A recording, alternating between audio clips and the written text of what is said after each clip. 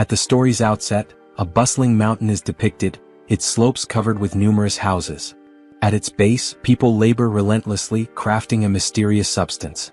Among them, a curious girl dips her finger into the mixture and tastes it, excitedly exclaiming that it's candy. Her disruption frustrates the workers, and one angrily pushes her away, causing her to fall. Nearby laborers pause to watch the commotion. This is when we meet Li Hua Wang, the protagonist, who glares at the girl and snaps, "Foolish girl, this isn't candy, it's medicine." He mutters under his breath, "No matter how much you explain, they'll never understand." The girl stares at him blankly, her desire for the substance undeterred. The other workers seem strange, their behavior hinting at a lack of comprehension or morality. Madness seems to hang in the air. Suddenly, a sharp cry pierces the murmur of activity. Li Hua Wang turns to see a man grabbing a white-haired girl roughly. With a cruel laugh, the man sneers, "I want to play with your body," his intentions clear. The girl pleads, "Don't do this," her helplessness evident. Yet her cries only provoke grotesque laughter from those around them. Furious, Li Hua Wang picks up a tool and hurls it at the man, striking him on the head. The man yells in pain as the white-haired girl hides behind Li Hua Wang. Seething, the injured man growls, "You've made a huge mistake. When the master hears of this, you'll be dead." Unmoved, Li Hua Wang coldly replies, "I'm not afraid of the master. To me he's nothing." His boldness leaves everyone stunned. No one had ever spoken of the master with such defiance. The injured man sneers, warning, "You'll regret this." Before long, a guard arrives, his mere presence silencing the scene. Dressed in white, he announces, "The master has summoned Li and Wang." Wang is revealed to be the candy-obsessed girl. Ecstatic, she skips after the guard, convinced the master has called her to give her more candy. As they proceed, the white-haired girl clings to Li Hua Wang's clothes, pleading, "Don't go. It's too dangerous." But Li Hua Wang brushes her off, determined. The candy-obsessed girl remains blissfully unaware, humming and skipping along. As they leave the mountain, Li Hua Wang reflects on his anger, questioning why he let himself get so involved. His thoughts are interrupted when the girl playfully pushes him. Irritated, he grabs her hand and demands, "What is your problem?" She innocently asks, "Do you want candy?" Without responding, he accepts the substance she offers, knowing it's the medicine they've been making. They reach the master's domain, where a fire blazes beneath a massive pot. The master, a grotesque figure with bloody teeth, turns to them laughing. "You made me wait," he says, his voice dripping with malice. Suddenly, he grabs the candy-obsessed girl by the neck and hurls her into the boiling pot. She squeals, "Is this candy, master? Did you throw me in here to give me so much candy?" Even as her body is crushed and twisted, her delusion persists. Li Hua Wang watches in horror, paralyzed. The girl's screams echo as the master reduces her to a paste, her broken body fueling the fire. The realization hits Li Hua Wang like a blow. The medicine they've been making is crafted from human remains. Overcome, Li Hua Wang begins to whisper, "This isn't real. This is all a lie." Yet the stench from the cauldron rises, and the master inhales it with satisfaction, reveling in the twisted reality of their world. At the heart of the narrative, Li's persistent refrain, "This is all fake. Nothing is real," sets the tone for a startling turn of events. While muttering to himself, Li's words unintentionally catch the ear of his master, who misinterprets them as an insult, thinking Li has called him "fart master." Enraged, the master demands an explanation, shouting, "What did you say? What am I?" Li, lost in his own thoughts, continues murmuring, "This is all fake. This master's voice is fake." Frustrated by Li's apparent disregard, the master attacks him, furious at being ignored. But before the confrontation escalates, reality begins to unravel. Li's body starts to disappear, glowing with an intense green light, until the scene freezes entirely. The next moment, Li awakens in a hospital. Restrained and surrounded by silence, he hears only the rhythmic beeping of machines and his own heartbeat. He is alone in a stark room, his surroundings contrasting sharply with the chaotic hallucination he just experienced. It becomes clear that Li is hospitalized, and his condition takes the story in an unexpected direction. A doctor enters, asking Li about his latest hallucination. Li, distressed, describes witnessing horrifying events, a master crushing a girl into paste and turning her remains into medicine. Even as he recounts the vision, Li struggles to understand its meaning, questioning if there's a deeper connection or purpose behind these vivid, seemingly real experiences. The doctor listens attentively, documenting Li's account on a tablet, but dismisses Lee's musings about justice and purpose. None of this is true, the doctor insists. Lee, however, finds little solace in the familiar dismissal, his frustration evident. The doctor warns that Lee must accept these visions as illusions to leave the hospital. Until then he will remain confined. It's revealed that Lee is in a mental hospital, and his isolation weighs heavily on him. The doctor reiterates, when you stop seeing all this as real, you'll be able to leave. After the doctor departs, Lee gazes longingly, yearning for freedom and normalcy. Shortly after, a girl enters the room, her cheerful demeanor a stark contrast to Lee's despair. She overheard part of the doctor's words and optimistically tells Lee, "You can leave the hospital soon." The girl, Nana, is Lee's childhood friend. Her affectionate gaze and efforts to cheer him reveal her deep care for him. Smiling, Nana produces a surprise from her bag, Lee's schoolbooks. She explains that the exams are 6 months away, and she convinced their teacher to lend the books so Lee could study and stay on track. However, Lee reacts with mock dismay, jokingly asking, "Is this a gift? What kind of gift is this?" Though playful, Lee's resistance hints at his deeper struggles. Bored and confined, he finds little motivation, but Nana's presence seems to momentarily lift his spirits. As the scene unfolds, the story subtly intertwines hope with Lee's ongoing battle against his haunting hallucinations and the confines of his reality. Now, Lee's childhood friend Nana has brought schoolbooks from the teacher to help him prepare for his exams, allowing him to study while in the hospital. But instead of being happy about this, Lee feels even more bored at the thought of studying. Nana, noticing his reaction, takes one of the books and playfully hits him on the head, saying, "Do you really think I'd only bring books to increase your stress? Do you think I'm such a bad friend?" She then smiles and pulls out a video game from her bag. Lee, excited to take the game, reaches for it, but Nana teasingly pulls it away, saying, "First call me Big Sister, then I'll give it to you." Reluctantly, Lee calls her Big Sister, leaning in close to her face to say it. This makes Nana shy as she notices how close he is, feeling his breath on her face. Blushing, she quickly hands him the game. As soon as Lee gets the game, he lies down and starts playing immediately, ignoring everything else. While playing, he remarks, "Maybe passing the time in this hospital won't be so difficult now because of this game." He looks genuinely happy, grateful to his friend for bringing him something enjoyable. Nana watches him with loving eyes and says, "Don't spend the whole day playing games. You should study too. That's why I brought the books for you." But Lee ignores her advice, completely engrossed in the game. At this point, Nana reminds him of their childhood promise. Lee suddenly stops playing, his expression growing serious. He says, "Yes, I remember. We promised to go to college together. I haven't forgotten." He then leans closer to her and adds, "We'll join the same college and I'll leave this hospital soon. I'll get better and try my best." Overcome with emotion, Lee hugs Nana tightly. Nana, hearing his words, smiles warmly and hugs him back just as tightly, both feeling hopeful about the future they dream of together. For a moment, everything feels brighter. Time passes as they continue talking, but it gets very late, and Lee realizes that Nana might be delayed in getting home. Concerned, he offers to walk her to the hospital gate. Nana agrees, and as Lee begins to put on his slippers, something unexpected happens. A sudden, unbearable headache grips Lee. The pain is so intense that he can barely stand. Holding his head, he mutters, "What's happening to me?" He grabs onto the nearby table to steady himself, feeling like his head might explode. That's when his eyes land on something familiar, the medicine pestle from his hallucinations. It's lying on the table just like in the visions he had described. Shocked and confused, Lee wonders if he is hallucinating again, but this time it feels different. Unlike before, the hallucinations seem to be manifesting in the real world. While he stands there, overwhelmed by pain, Nana notices and asks, "What's wrong? Are you okay? Does your head hurt? Please tell me what's happening." But Lee doesn't answer her.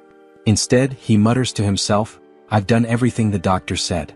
I've taken all the medicine. Why is this still happening to me?" His frustration grows as he realizes that despite following all the instructions, nothing has improved. Suddenly, Lee forces himself to stop and pretends everything is fine. Smiling weakly, he says to Nana, "Did I scare you? I was just joking." He tries to laugh it off as if it were a prank, concealing his pain and confusion.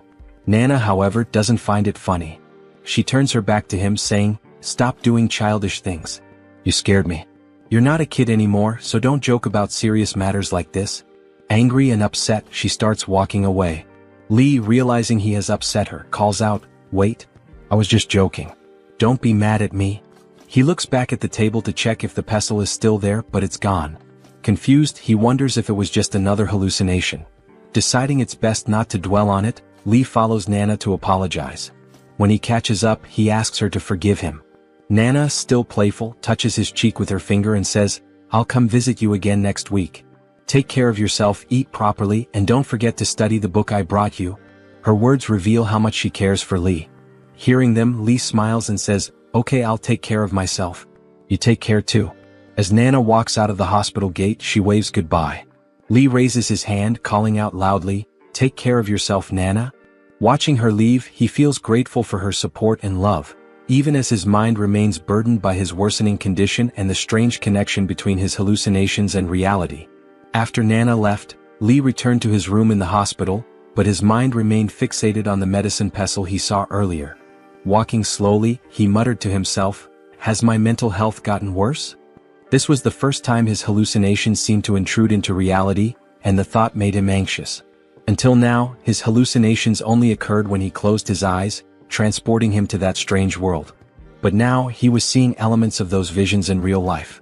Fear crept in as he thought about the implications. If his condition worsened, he might not be able to go to college with Nana as they had planned. The promise they made might be broken. He shook his head, recalling his father's reassurances that the doctor treating him was excellent and would cure him soon. Lee trusted his father deeply, believing that he must have chosen the best doctor. Determined to hold on to that hope, he raised his hand and shouted aloud, "I'm going to go completely crazy staying in this place with all these lunatics." As his voice echoed through the hallway, he suddenly felt something in his pocket. Confused, he paused and reached inside, saying to himself, "What's in my pocket?" He was certain he hadn't placed anything there. Pulling the object out, Lee's eyes widened in shock. It was the same candy the white-haired girl had given him in his hallucination. His heart raced as he stared at it, unable to comprehend how it could have ended up here. "This is the same candy the girl gave me," he whispered. "How did it get into my pocket?" His hands trembled as he held the candy. Desperate to determine if it was real, he decided to test it. Putting it in his mouth, he was overwhelmed by its taste. It was disturbingly sweet yet carried an unsettling undertone. His stomach churned as he remembered how that candy was made in the hallucination, by crushing humans into paste. Lee's thoughts spiraled. If his hallucinations were manifesting in reality, what did that mean for his condition? He clutched the candy, now more desperate than ever for answers. If the doctor sees this, maybe he'll understand what's happening to me. Maybe I'm not crazy after all, he reasoned. Hope flickered in his chest as he thought this might lead to his discharge from the hospital. But just as he started running toward the doctor's office, he stopped abruptly. A chilling realization struck him. If the things I get in my hallucinations appear in reality, he said to himself, then this could be an opportunity. His eyes gleamed with a strange intensity, glowing faintly in the dim light of the corridor. Lee's face twisted into an unsettling expression, his mind racing with possibilities. Deciding to keep this revelation to himself, he pocketed the candy and turned away. Whatever his plan was, he wasn't going to share it with the doctor just yet. Later, we see Lee in his hallucinatory world, shouting at the strange inhabitants, "Do you people have money? Silver? Gold? Anything?" His voice echoed, but the people around him only stared blankly, unable to comprehend his words. Frustrated, Lee sighed. "No matter how much I explain, you won't understand. You're all addicts, too far gone to grasp what I'm saying," he muttered under his breath. The people scratched their heads, staring at him with vacant expressions. Suddenly, the white-haired girl called out to him, "Lee brother, can you come here for a moment?" She gestured for him to follow her to a quiet corner. Curious, Lee followed. When they were alone, the girl reached down and revealed a small gold bracelet hidden around her ankle. Smiling warmly, she handed it to him. "Here, Lee brother. I've kept this safe, but I want you to have it," she said softly. Lee was taken aback. "Why are you giving this to me?" he asked. The girl looked down, her voice wistful. "You saved me before and I trust you. Besides, I have no use for it here. I'll never leave this place." Lee examined the bracelet carefully. "It's small but it's real gold," he murmured. Pocketing it, he promised, "I'll return this to you someday." To thank her, Lee handed her a piece of candy. "This is really good. Try it," he said, smiling. It wasn't the same candy she had given him before. This one was real. How Lee obtained it remained a mystery for now. The girl accepted the candy with a shy smile, But as this exchange took place, the other people around them started laughing eerily, their eyes glinting with a sinister light. Among the crowd, a man sneered, "This is getting interesting." Their laughter grew unsettling, making the atmosphere tense. Just then, a guard appeared and barked, "What are you all doing standing around? Get back to work." The laughter ceased instantly and the people scattered, their expressions fearful. It was clear that they were terrified of the guards and the master who controlled this world. The guard's eyes scanned the crowd and he growled, "You weren't brought here to waste time. Focus on your tasks." Lee stood still, clutching the gold bracelet in his pocket. His thoughts churned as he formulated his next move. The guard then looks at Lee and the white-haired girl. Because they were the reason everyone had gathered there. The guard notices Lee taking the gold and gives him a very suspicious look. Thinking to himself, "Are you planning to make medicine with that gold?" The guard is suspicious of what he is going to do with the gold. Because he will never be able to leave this place. So what is the use of taking it? Lee keeps looking at the guard with his sharp eyes. And maybe he was thinking, why is the guard looking at me for so long? Before leaving, the guard tells Lee, "Get back to work. If the master's medicine is not ready on time, he'll turn you into the medicine." The guard had something shiny tied with a rope around his waist. And it was glowing brightly. Lee notices it and asks, "Is that an ancient jade pendant?" Looking at it, Lee smiles, and from his expression, we understand that he wants to take it. He feels it must be very ancient and old, so if he could somehow take it to his world, he could sell it and get a lot of money. Later, at 3 a.m. when everyone is asleep, Lee sneaks into the guard's cave to take that object. He finds it very easily because it glows brightly in the night. His luck was good because the guard had apparently gone outside on patrol during the night. Lee might have known this, which is why he timed it perfectly. Holding the jade pendant in his hand, Lee says to himself and thinks of his childhood friend Nana. Maybe now I can pay the college fees and cover my hospital expenses. Lee is very poor, which is why he is doing all this. This is also the reason he initially asked everyone for any gold or silver, so he could take it back to the real world, sell it, and end the poverty for both himself and his childhood friend Nana. With great happiness he runs down the stairs, holding the pendant tightly, saying excitedly, "I found an antique pendant. I found a pendant." As he rushes down the stairs he notices a light. It looks like someone is coming up the stairs. He thinks it could be a guard, and if they see him at this time, it could become a big problem. Lee panics completely and has no idea what to do. Just then, the terrifying guard appears behind him and says quietly, "What are you doing here so late at night?" Hearing this, Lee is utterly shocked. He can't even bring himself to turn around. He's so scared, thinking that he has been caught. He imagines the guard might report him to the master, who will punish or even kill him. This is the same guy from whose cave he stole the jade pendant. Lee turns around, trembling, and says, "I didn't do anything. I was just passing through." But then he notices the guard's clothes, which are different, so he asks why the guard is dressed like that. The guard doesn't answer and instead grabs Lee by his clothes, dragging him along. While dragging him, the guard says, "People are escaping from here and you'll have to come with us." There were other guards with him, and as they pulled Lee along, one of them added, "If you stay here you'll die one day." Lee asks in disbelief, "Are you guys really escaping from this place?"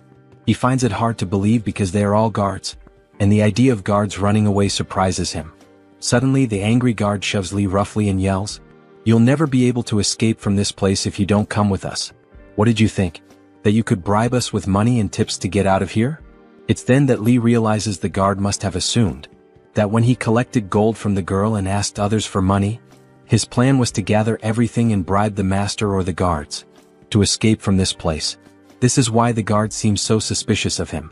But in reality, Lee was collecting all of this so he could take it to his world and use it to help his friend and end his poverty, something the guard didn't know.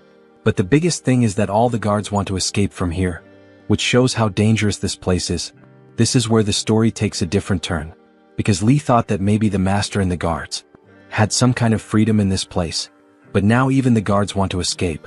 You can imagine how dangerous this place really is. Lee doesn't say anything to the guard and thinks to himself, "No matter what happens, I'll return to my real world. I've gotten what I wanted." He presses his eyes tightly, trying to hold back the emotions, to stay focused on the hospital. So Lee acted this way because if he had stayed in that place, they might have taken him away, potentially leading to a fight. Anything could have occurred. That's why he came out of the hallucination, believing that by doing so, everything would stop, as it was his hallucination. Hence he closed his eyes and returned to the real world. When his eyes opened, it was nighttime and he found himself tied to the bed. Maybe the doctor was also asleep. Whenever Lee closes his eyes, the doctor likely restrains him to prevent him from escaping. It's possible that while Lee is trapped in his hallucinatory world, the doctor takes certain actions. This could explain why the doctor keeps him bound. Looking around, Lee mutters to himself that it's still very late at night, and the nurses are probably all asleep. He feels the need to check if the pendant and gold he took have made their way into this reality. However, if a nurse were there, they might have untied his hands and feet, allowing him to verify it. For now, he must wait until morning as he has no other choice. So, Lee closes his eyes once more to see what's happening in that other place since there's nothing else to do at this late hour. When he returns to that place, he finds himself standing there again, and it seems all the guards have left. Perhaps they fled, leaving him behind. Laughing, he says, "This is my hallucination. No one can harm me because none of this is real. How could they hurt me?" He laughs again. Then, in the early morning within the hallucination, a man rushes into a cave shouting, "Wake up, everyone. The master has summoned us immediately. Hurry." His tone suggests something urgent has happened. Possibly the guards have deserted. Realizing this, the master must have called everyone. The people, now awake, murmur among themselves, wondering why they were summoned so abruptly. One man warns, "Let's move quickly, or we'll be in serious trouble if we're late." Meanwhile, Lee lies deep in thought. He knows why the master called everyone. It's because the guards have fled. Soon, the people gather at the place the master designated. Likely, many individuals work there, which is why such a large crowd has assembled. They whisper among themselves, "What happened? Do you know why we're here?" The master emerges from his home and addresses the crowd, "Are you all here?" Lee, standing nearby, thinks, "What is this old man up to now? He treats us like dogs, summoning us at his whim. Anyone who's late gets killed on the spot." The master continues, "Last night at 3 a.m., some of my own guards tried to escape." The master then reveals 4 individuals tied with ropes. Lee, shocked, realizes this is why everyone was called, to witness what happens to those who try to flee. The master announces, "This betrayal has deeply hurt me. My most trusted guards attempted to run away without informing me." He drags the tied guards in front of the workers and proclaims, "Here the rules are simple, rewards for loyalty, death for betrayal." He likely summoned everyone to witness this horrifying punishment as a warning against escape attempts. One of the tied guards looks at Lee, terror written across his face. He knows his end is near. Lee observes the scene and mutters to himself, "How quickly they were caught. Pathetic. These guards knew the place better than anyone and still failed." The master then yanks on the rope, performs some kind of magic and shouts, "Open!" The ground splits apart and black, octopus-like tentacles emerge, brutally killing the 4 guards in a grotesque manner. Their screams pierce the air, horrifying everyone present, including Lee. Unable to watch, Lee hears only the anguished cries, which shake him to his core. Trembling, he starts repeating to himself, "This isn't real. None of this is real. It's all a hallucination." He tries to calm himself, recalling the doctor's words, not to take these illusions seriously. But then, a black tentacle appears near him, carrying one of the guards impaled on it. Seeing this, Lee freezes in shock. He begins questioning his reality. Did I create something so terrifying? Could the guard's pain be real? But how? To steady himself, he reminds himself of the doctor's advice and convinces himself that his fear is making the hallucination more intense. "It's all fake. None of it can hurt me," he repeats. Above, the master declares, "Anyone who tries to escape will face this fate or worse." Laughing, he adds, "I might even use their bodies for medicine." It becomes clear the master is using people in his experiments to achieve immortality. As the master walks by Lee, he asks, "Why didn't you try to escape with them?" This reveals the master knew of the guard's plans involving Lee. But Lee remains silent, thinking, "This is just a hallucination. I don't need to fear him." The master places a hand on Lee's head and says, "Good. You made the right choice by not joining them. You'll no longer be a mere worker. You'll manage the supply room." Lee realizes he's been promoted, a safer and better position, but he also knows this favor comes with risks. Before leaving, the master gives Lee a new name, Zhuanyang, after one of the guards he just killed. This unnerves Lee as it shows how little human life is valued here. The master hands Lee a bag containing 5 pills, explaining, "Each pill extends your life by 10 years and enhances your strength. Use them wisely." He laughs, adding, "Here good deeds bring rewards and betrayal brings death." Lee reflects on his situation, realizing that while he has been rewarded, the danger remains ever present. Then he snaps out of his hallucination and returns to his reality. He finds it hard to believe that everything he had brought back from there now exists in the real world as well. Placing everything on the bed, he examines it closely. Perhaps it was just an illusion. That's why he needed to carefully check if it was real or not. To uncover the truth, he would have to show it to someone. Lee then stares at the pill in his hand with astonishment. If everything the master said was true, consuming this pill would not only drastically enhance his strength but also prolong his life. A very enticing prospect. Talking to himself, he wonders if it would really work.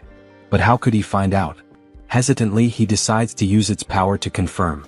Just as he's about to take the pill, his friend Nana bursts through the door furiously, almost breaking it open. "Why did you call me here? What's so urgent?" she demands. "I left my class, skipped my meal, and rushed over because you said it was important. You made it sound like an earthquake hit. What's going on? Do you have something serious to say? If this is just another prank or act like last time, tell me now. You'll regret wasting my time." Lee doesn't respond and quietly walks to close the door. Looking around cautiously, he locks the door and shuts the windows too. Seeing this, Nana feels awkward and stammers, "What are you doing? Why are you closing everything? There are cameras in this room and the nurse can hear us. If we do anything, they'll know." Nana assumes Lee might want to kiss her, or perhaps something more, which makes her even more flustered. When she mentions that the nurse might overhear them, the speaker suddenly crackles and the nurse, laughing, teases them.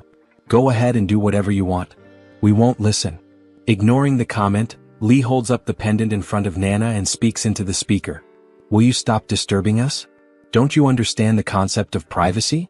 We can have a private moment too." Nana, noticing the pendant, asks, "What is this pendant? What do you want me to do with it?" Lee responds, "Don't say anything. Let me whisper something in your ear. Don't react. Just listen. If you react, there might be a camera in this room and it could create a huge problem." Days later, we see that nearly 5 days have passed. Lee reflects on how his family and parents don't trust him. Everyone thinks he's lost his mind. The only person who believes in him is Nana. She trusts him and doesn't see him as crazy. Lee relies on Nana entirely, knowing she won't mock him like his family and doctors. To him, she is his last hope, the one person who understands him. At that moment, the microphone crackles again, and the nurse announces that his girlfriend has come to visit him. Lee, who had been anxiously waiting, feels overjoyed upon hearing this. A smile spreads across his face as he mutters, "I knew my friend would come. He'd never betray me. I trust him completely." As he eagerly heads out of his room, some hospital guards approach. Being in a mental hospital, guards are stationed to maintain order. When Lee notices them, he feels confused and decides to ask one of them what's happening. He asks, "What's going on? Is something wrong? Why are you all so prepared?" One of the guards quickly replies, "Close your door and don't come out, no matter what you hear or see." The guard's tone is urgent and almost fearful, leaving Lee puzzled. The guard explains that a dangerous patient has escaped. A true psychopath capable of anything, even murder. He warns Lee to stay alert and cautious. Before leaving, the guard instructs him to report immediately if he spots the escapee. Left alone, Lee processes what he's just heard. He thinks about how dangerous the situation must be for there to be such a commotion. Still, his friend is waiting for him and that's his priority. Despite the risk, he decides he has no choice but to step outside. He still needs to meet his friend, who must be waiting for him. Cautiously, he sneaks out to find his friend, making sure no one notices him, especially not the escaped psycho. If that lunatic spots him, it could spell big trouble since he is incredibly dangerous. Somehow, Lee manages to slip out of the hospital and meet his friend in a secluded spot. The two of them start talking privately. Nana tells him, "I sent off the gold and the pendant you gave me. The pendant was ancient and valuable, so it sold for a good price. But the gold was too light, so I didn't get much for it." Hearing this, Lee runs a hand through his hair in a stylish manner and exclaims, "I knew it.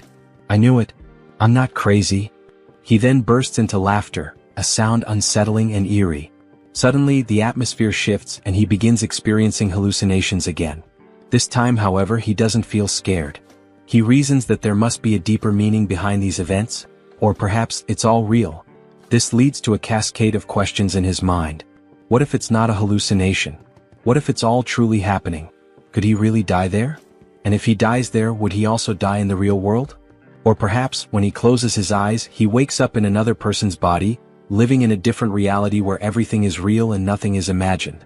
But all of this remains a mystery. Perhaps these answers lie ahead in the story. There's no need to worry, I'm not giving away any spoilers. In a burst of joy, Lee hugs his friend Nana tightly. But in the panel shown in the manhwa, it's revealed that Lee is actually hugging the white-haired girl from his hallucination. To Lee, she appears vividly real, though no one else can see her. Caught in his delusion, he hugs her tightly, shouting over and over, "I'm not crazy, Nana. I'm not crazy." Nana, feeling awkward, says softly, "Let me down. I might fall." Lee feels overjoyed, believing that everything from his strange reality is real, and that he may soon be able to leave the hospital. As they walk together, they continue talking. Lee confidently declares, "My ability is real." Lee discovers that he can bring anything from this other world into reality. Although he still believes that the world he visits is just a hallucination, he's convinced that his ability allows him to transfer items from there to the real world. He's certain that the world in his visions isn't real, but the objects he brings back definitely are. Excited, he shares his thoughts with Nana, asking, "Are you ready to become rich? We're going to be loaded with this ability, and our days of struggling will be over. But I have to be careful not to get caught while taking things unnoticed." In response, Nana punches him and snaps, "I don't care about being rich. Are you out of your mind? I only care about you. I want you to get better and be okay. That's all I want. I don't need a fortune. Promise me, Lee. Even though you have this ability, you'll still go to your checkups and take your medication on time. Follow everything the doctor tells you, no excuses, no shortcuts. Promise me you won't do anything reckless." Lee doesn't say anything but gazes at his friend with heartfelt admiration. In that moment, he realizes how much Nana truly cares for him. Money means nothing to her compared to his health and well-being. He softly promises her, "I'll continue my treatment. I'll take my medicines and follow the doctor's advice." Just as they are speaking, a terrifying man suddenly appears behind them. He grabs Nana and shoves her forcefully to the ground. It's the same dangerous patient the hospital guards have been searching for, a deranged psycho. Lee freezes for a moment before screaming, "He's my friend. Don't hurt him. Let him go." Panicking, Lee rushes forward, but the psycho grips Nana even tighter, causing her to cry out in pain. Her screams send a chill through the air. Just as Lee is about to intervene, the crazed man strikes him on the head with a rock. Blood begins to pour from the wound, and Lee collapses to the ground. In that critical moment, Lee recalls the medicine that the master had given him during his hallucinations. If the pendant in gold were real, then the medicine must also exist. And with it, the strength and long life promised by the master. Seeing his friend Nana in tears, overcome with pain, Lee feels his anger and emotions spiral out of control. Unable to hold back any longer, he grabs the pills. In the manhwa image, we see the determination reflected in Nana's eyes as Lee swallows the medicine. The moment he consumes it, the atmosphere around him shifts dramatically. A surge of immense power courses through his body. The aura radiating from him is so intense that Nana is left stunned, unable to say a word, and even the psycho freezes in terror. As the crazed man begins to turn his head, Lee reacts with lightning speed. He strikes the psycho hard in the face, sending him crashing to the ground. Lee presses the man's face beneath his hand with such force that the bones crack, and blood begins to flow.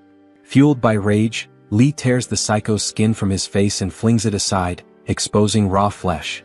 The man screams in agony, the sound chilling and unbearable. At that moment, it becomes clear that Lee has lost control. His mind, clouded by fury and despair over what had happened to his friend, no longer functions rationally.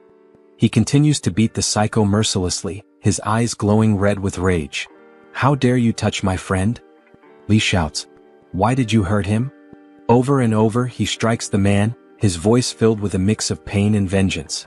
"How dare you ignore me? I told you to stop, but you didn't listen." His relentless assault reveals a frightening transformation. Lee no longer seems human. He moves like a demon, devoid of empathy, his heart hardened with rage. By the time the hospital guards arrive, they are horrified by the scene. They struggle to restrain Lee as he continues his relentless attack. Even as the guards pile on, it takes all their strength to finally pull him away. Lee is chained down, his body radiating a terrifying power. The guards exchange wary glances, realizing this is no ordinary patient. The medicine had changed him. Though he wasn't a psycho before, the pills seemed to awaken something dark within him. Now restrained, it's clear that he can no longer be seen as normal. Lee lets out a piercing scream. I only did this to protect my friend. I didn't do anything wrong. Let me go. I was just trying to protect him. Didn't you all see how much pain that man caused him? The doctor, standing in front of him, crosses his arms and says firmly, This wasn't just a fight, Lee. No one fights like that. What you did was far beyond a simple fight. You didn't just defend yourself or your friend. You brutally attacked that psycho. You tore the skin off his face. Is this your idea of protection? What you did wasn't human. Only a psycho would act this way. And today it's clear, you're no different. In fact, you're worse. You're a demon in disguise. The doctor's voice grows colder as he steps closer. Now tell me the truth. How did you beat that man so viciously? Where did this power come from? You've been here for weeks. I've seen you struggling to eat. You were weak, barely able to move some days. So how all of a sudden do you have this kind of strength? What changed? What are you hiding? Lee remains silent, avoiding the doctor's piercing gaze. His thoughts race. If I tell him, he'll think I'm even crazier. He'll punish me even more. The doctor, noticing Lee's silence, narrows his eyes and says, Answer me, Lee, properly. If you lie or refuse to speak, the consequences will be severe. You haven't seen my true nature yet. When my patients lie to me, I make sure they regret it deeply. I've been patient with you so far, but don't test me. If you don't speak up, I'll make your life here a living hell. Something you'll never forget. Even with the doctor's threats hanging in the air, Lee says nothing. He keeps his thoughts to himself. Why should I tell him? He'll just think I'm crazy. And if I tell him the truth, they'll start running tests on me again. They'll take everything I bring into this world, and I'll never have the chance to sell it. Lee stays silent, staring at the floor, his fists clenched. The doctor leaned closer, his voice sharp and commanding. Are you listening to me? Close your eyes, he said firmly. Lee hesitated, unsure of what the doctor intended. Refusing to comply, he stared back in defiance. The doctor's irritation flared. I told you to close your eyes, he barked. Reluctantly, Lee finally began to close his eyes. As his eyelids shut, the world around him blurred and dissolved. And when he opened them again, he found himself in the hallucination world. A sense of relief washed over him, and he thought, maybe this is how it's meant to be. In the hospital, they're always talking to me, questioning me, doubting me. But here I'm free. Here no one can ask me questions. This is my escape. In this world, he saw a massive statue of an old man sitting in a meditative pose. Nearby stood his master, the one who always seemed to guide him in this strange place. His master spoke with authority, addressing a group gathered around him. Today we have a newcomer joining us, the master announced. Wanyang, you'll be working with us from now on. If he makes any mistakes, forgive him. He's new here and doesn't yet understand this place or its work. But I trust that he will learn everything gradually. Beside Wanyang stood another man, older and more experienced. The master continued, you'll be his senior. It's your responsibility to guide him, teach him about this place, and show him how things are done. Now, the master said with finality, it's time to rest. It's 9 o'clock. Let's have dinner and then call it a day. As the group began to disperse, Lee noticed something odd. One of the men, standing next to the master, was staring at him with an intense, almost unnerving gaze. The man's piercing eyes seemed to hold some kind of knowledge about him. Lee couldn't shake the feeling and thought to himself, why is this guy looking at me like that? Am I a girl or something? Is there something on my face? What's his deal? It was the first time Lee had seen this man in the hallucination world, and they had no connection. So why the intense stare? Later, as Lee and his assigned senior walked up a flight of stairs, Lee broke the silence and asked, who was that guy staring at me back there? And why was he looking at me like that? The senior glanced at Lee and answered, his name is Senior Brother Jin Khan. He's unique. You'll get used to him. Lee learned from his senior that the man's name was Jin Khan. The senior continued, ever since Jin betrayed the master, there's only been one inner disciple, Brother Jin Khan. He's the master's most trusted confidant and handles all the important tasks. The master relies on him completely. Whoever you meet here, show them respect. Speak politely to everyone and don't act rudely. If you do, the master won't take it lightly. He's very strict when it comes to respect, so be mindful of that. As someone new to this world, Lee appreciated the advice. He nodded and said, thanks for explaining everything. I'm new here and don't know much yet. Eager to contribute, Lee asked, now that I'm the master's official disciple, what's my first task? What should I do next? His senior replied, For now, your main responsibility is to handle supply tasks around this place. Even though you're officially a disciple, you're not close to the master yet. If you want to earn his trust, you'll have to work hard and remain loyal to him. Always show respect. If you do well, the master might one day teach you the ultimate secret. Immortality? Lee's eyes widened with excitement at the mention of immortality. Immortality? He exclaimed. Can the master really teach me? When will he teach me? Tell me, please. His senior chuckled at Lee's enthusiasm and said, Calm down. Right now, the master isn't going to teach you. He doesn't trust anyone easily. The only person he trusts is Jin Khan. If you want to learn about immortality, you'll first need to win the master's heart. That means working hard, proving your loyalty, and becoming an inner disciple. Even then, it's not guaranteed. Many people have tried and failed to earn his trust, and it often takes years. For now, forget about immortality. Focus on your current tasks. Maybe in 1 or 2 years, if you're persistent and loyal, the master will see your worth and begin teaching you.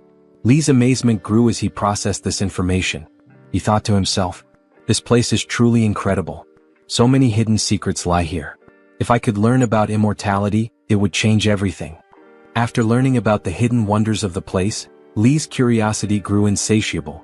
He wanted to uncover all the mysteries it held. However, his immediate focus remained clear. To bring something valuable from this world back to the real one. Not just to escape poverty for himself but to help his friends too. That thought consumed him. Then, his perspective shifted when he stumbled upon a place where medicines were made. He watched in horror as people were killed, their essence fueling the creation of magical substances. A large cauldron bubbled violently, and strange, shimmering ingredients were added to it. The master stood before the cauldron, opening it with a commanding gesture. Inside, the contents glowed as 2 magical medicines formed, one green and one red. Lee was stunned. How foolish have I been? He thought. I was only thinking of taking money from this world, but these medicines hold unimaginable power. If I could take them to the real world, I could become invincible, maybe even immortal. The desire to take the medicines burned within him. He imagined harnessing their power to reshape his life, to protect his friends, and to achieve anything he desired. But then a troubling thought crossed his mind. What if I take the medicine without knowing its effects? What if it's too much for my body to handle? I could overdose and lose control, or worse, die. He realized he needed to tread carefully. First, he had to learn everything about the medicines and their powers. Determined, he resolved to focus on his current task, earning the master's trust. If he could do that, perhaps the master would teach him the secrets of immortality. As Lee watched, the master transferred the magical medicines into bottles with a flick of his hand. His movements precise and almost hypnotic. Then the master turned to Lee and said, If you're here for the supplies, go and bring them. The girl with the white hair. Lee froze. His blood ran cold. The girl with the white hair? His master intended to use her, his friend, the one who called him brother, as a component in the cauldron. Lee's mind raced. How could I do this? How could I betray her and bring her to die? He couldn't bring himself to even consider such a thing. But before he could respond, the master stepped closer, his tone growing sharp. Didn't you hear me? I said bring the supplies.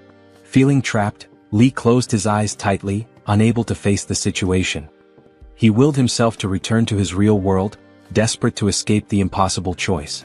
When he opened his eyes, he found himself back in the hospital. Standing before him were the doctor and his mother, their faces filled with concern. Mom? Lee asked, surprised.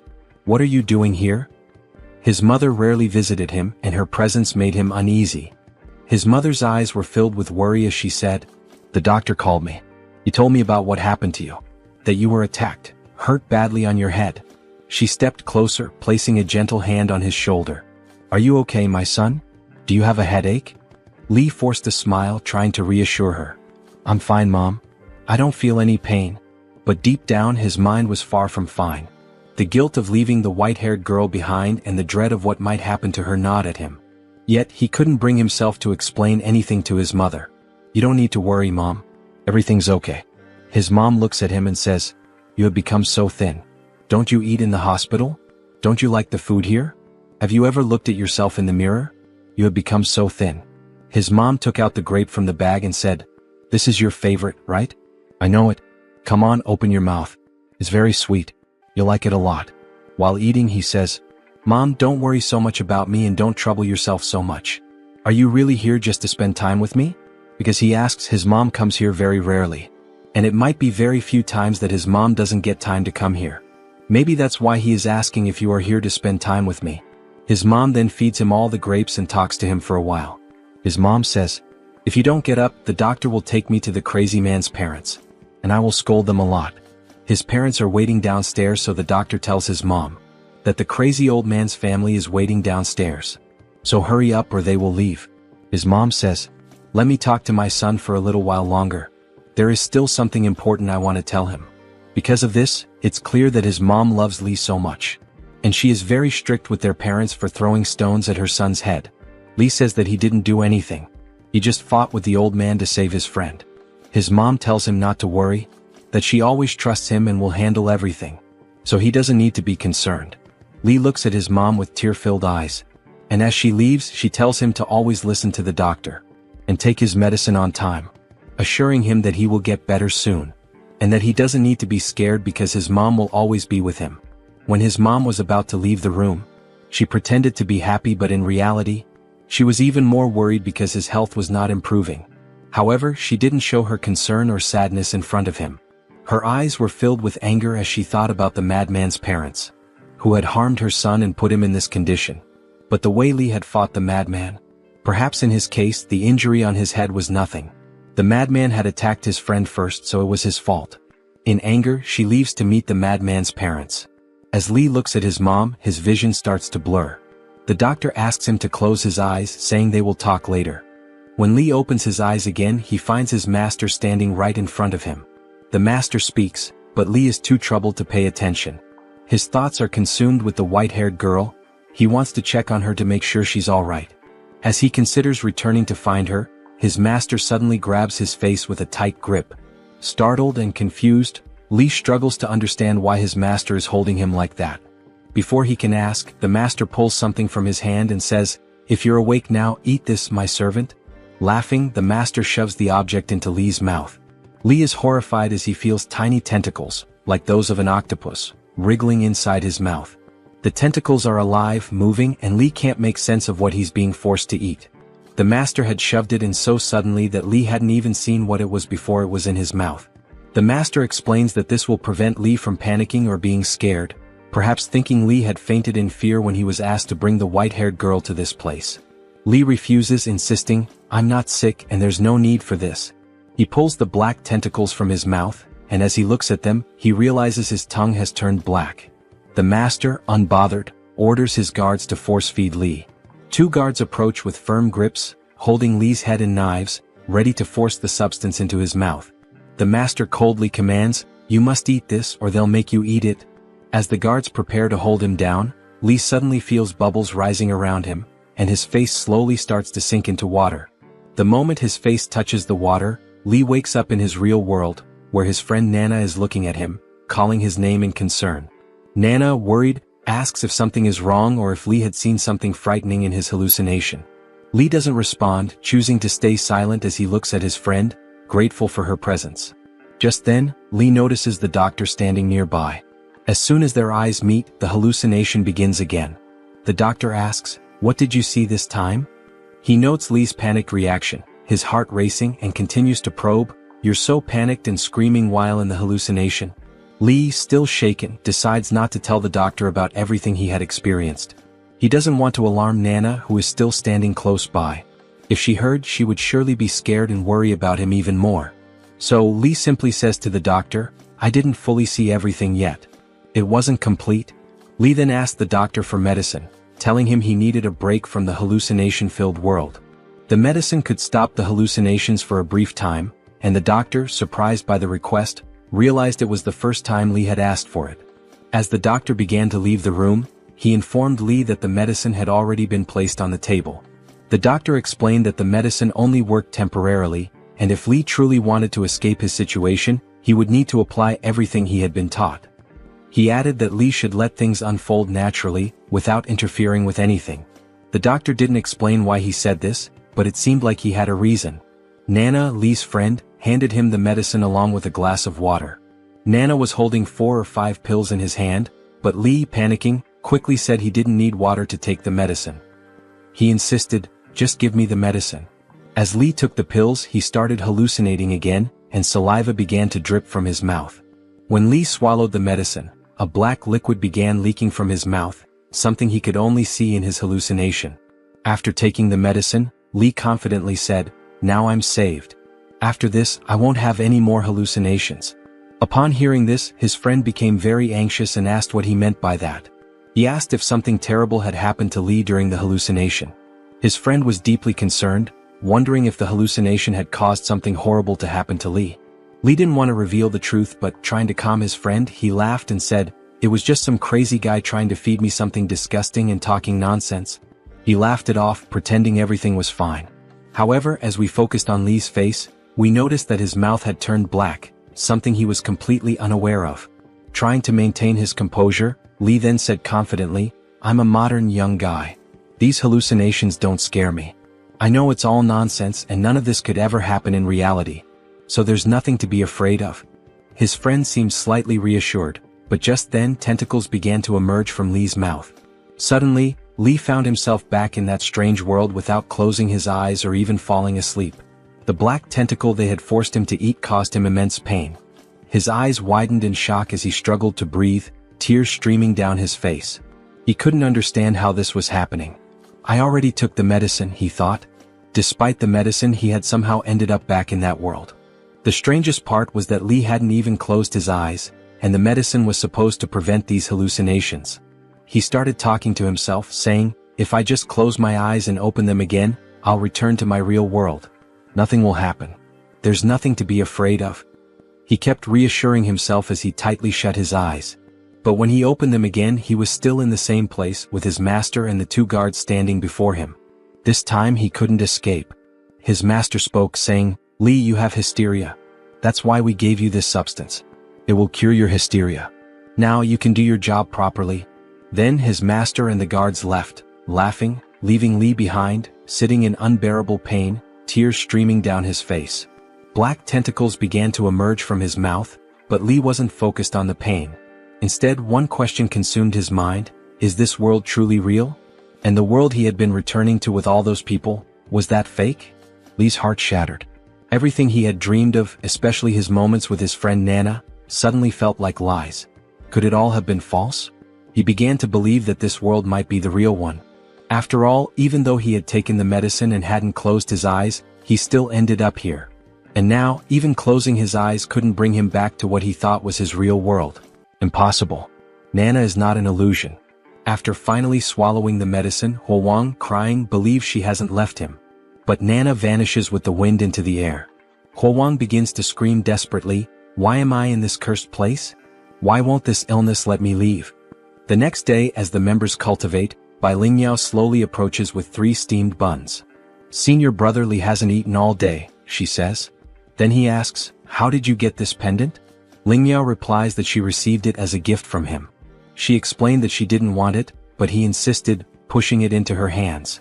"After forcing me to accept it, you laughed and hugged me, saying you weren't sick." The protagonist questions, "And then?" Lingyao continues, "Senior brother Wang took the chance to strike your head with a rock. He thought you were dead and then tried to abuse me." Huowang, curious, asks, "That chubby guy with the cleft lip? What happened to him? Wang, was it?" The girl explains, "He was killed by senior brother Li, don't you remember?" Huowang then recalls that, in the other world, he indeed killed the madman from the asylum. He thinks to himself, so it wasn't the old Lu. There is no old Lu after all. I'm just completely insane. In the next scene, a cauldron is shown being cleaned. If this place is truly reality, he ponders, then the former sister and the cultivation group, not just them but everyone here, will die. And the one responsible for all this is that mangy-headed bastard. Xianyang, it seems you have something to tell me. When did that mangy-headed one appear? Master, Xianyang responds, answer my question. What are you thinking right now? This disciple, who admires the master's cultivation art with love, was merely pondering when I might reach such a level of cultivation. Another disciple, envious, remarks, what a pathetic excuse. However, the master smiles. Ambition is good. It's not bad at all. The disciple is surprised, realizing the master fell for the ploy. The master explains, it's not that I don't want to teach you, but the path of external cultivation isn't simple. Ordinary pills and alchemy are one thing, But if you wish to master both internal and external cultivation to achieve immortality, Master, are you close to achieving immortality? Fortunately, I've surpassed certain hurdles. But immortality isn't simple. However, this master can surely achieve it. Do you know why? This disciple doesn't know the reason. Another disciple interrupts, Master, it's almost midnight. If we don't begin refining the pills soon, we might waste precious time. Very well, let's prepare the ritual. Yes, Master. Xin Yang, go to the materials room and fetch the medicinal herbs requested yesterday. What medicinal guide? The white medicinal guide you were supposed to bring 2 days ago when you had your hysteria, but didn't. As a result, the master lost precious pill refining time. Did you forget? The properties of the medicinal guide and the timing of refinement affect the quality of the pills. No detail can be overlooked. But never mind, it's useless to explain this to you. Get up and go work. Later, Bai Lingmiao is taken by Senior Brother Li. If you manage to leave here alive, she pleads, could you deliver a message to my family? My parents live at the foot of Niuxing Mountain in Liang Country. Just tell them their daughter is useless and couldn't care for them in their old age or until their deaths. I can't help with that. Your time is running out. Come with me now, he replies. They arrive at the site where the master is preparing the refinement. Master, I brought the medicinal guide, says Xin Yang. Perfect. My dear disciple, come here now. Bai Lingmiao is pulled by an invisible force. As the master grabs her neck, he notices something odd. What bad luck. Why did you fail at this moment? The properties of the medicinal guide have been completely altered. Xin Yang, take this girl back. Yes, master. It's done. Next, I just need to get Bai Lingmiao out of here. Wait, Xin Yang. Since this guide won't work, fetch another for me. I recall there's another white medicinal guide. Go quickly and return fast. Don't delay the alchemy. In the supply room, Xin Yang realizes the grim fate. As I understood my mistake, I couldn't save Bai Lingmiao. That wretched man kept creating elixirs and I couldn't save anyone. Tomorrow and the days after would always demand more sacrificial guides.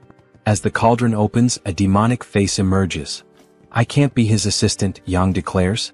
The master hands him a pill. Here's a gift. The other disciples aren't as studious as you. This pill is for you. Thank you, master. Thank you for this pill. I can save everyone. I can save myself, Yang thinks. Good disciple, eat it while it's hot. I have to kill him. The protagonist decides to swallow the pill, but it feels wrong. It's too hot. My body is burning. Xin Yang, return and rest. This pill is powerful. It will take time for your body to fully absorb it. Yes, master.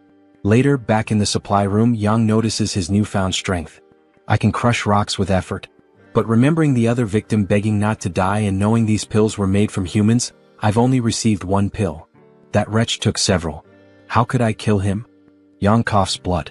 Suddenly, the young girl appears and asks, are you okay? Senior Brother Li was told, you don't need to curse yourself. You're strong too. The nervous young woman, clutching her thigh, asked, Senior Brother Li, are you planning to go against the master again?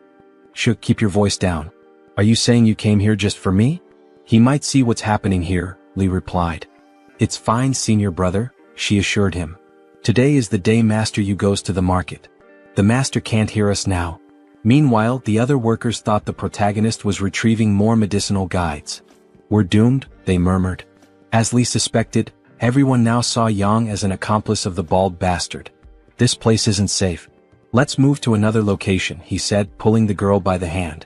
A young boy observed them silently from a distance. Now you can continue. What were you saying earlier about the old Master Yu? Li asked. The old Master Yu? It's something you can't see or feel. My grandfather once told me that only high-level practitioners can summon it. Anyway, the old Master Yu goes to the market on the 1st and 15th days of every month, she explained. So the old master goes to the market on those 2 days? In other words, during those days, the bald bastard can't monitor our lives in the temple. That's valuable information, Li remarked. The girl pressed, anyway, Senior Brother Li, let's get back to business. Do you really want to go against the master again?